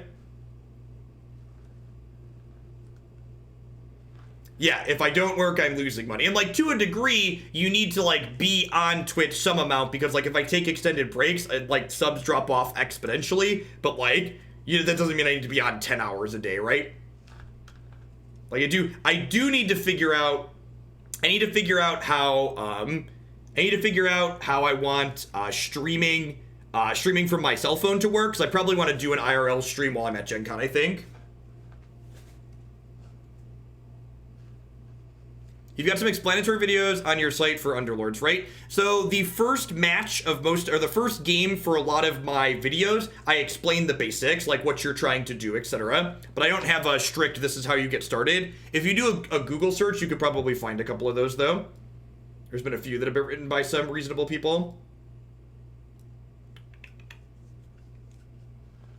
The Streamlabs OBS app on Android is quite good. I'll have to look into that. Nice, Pinky. I'm glad you're enjoying it. How soon is Gen Con? Gen Con is the first week of August, I think. First week of August, I believe. What am I playing during Gen Con? Christy has some scheduled stuff that we're gonna do, but we're usually pretty lax about it all. Board games are Christy's big thing, so I'm kind of just like along for the ride. Yeah, once you play a couple of games of Underlords, it clicks pretty quick the basic mechanics of the game. It's fairly intuitive, especially if you're coming from a Magic background.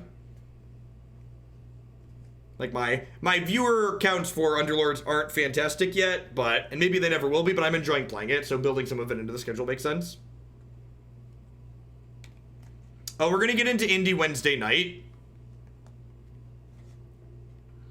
Wednesday afternoon, Wednesday night, somewhere in there. Nah, I don't really make a point to play Paper Magic. I'd much rather playing events like this Fandom tournament or the Twitch Rivals yesterday is very good.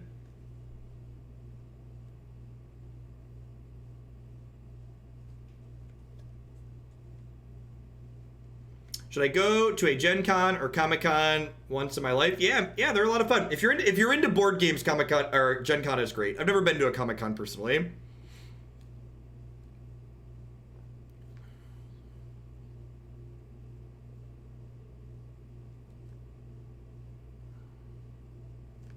I think Nerd Girl's about to die here.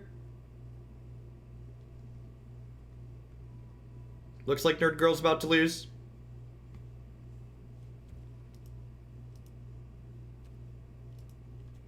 Yeah, we don't take the kids to the convention.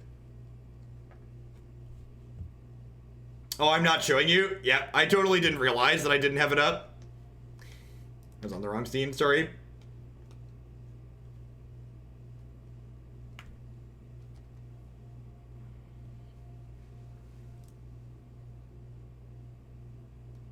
And I have their audio muted. That's pretty good. They're up to almost 3K people. No, we went 2-3. No, I don't think so, but we're gonna wait 30 seconds to confirm it, or another minute or two. And if we missed, we'll be off for the day. I'll be back tomorrow about 11 a.m. They have the final standings there. Probably like 10th or 11th.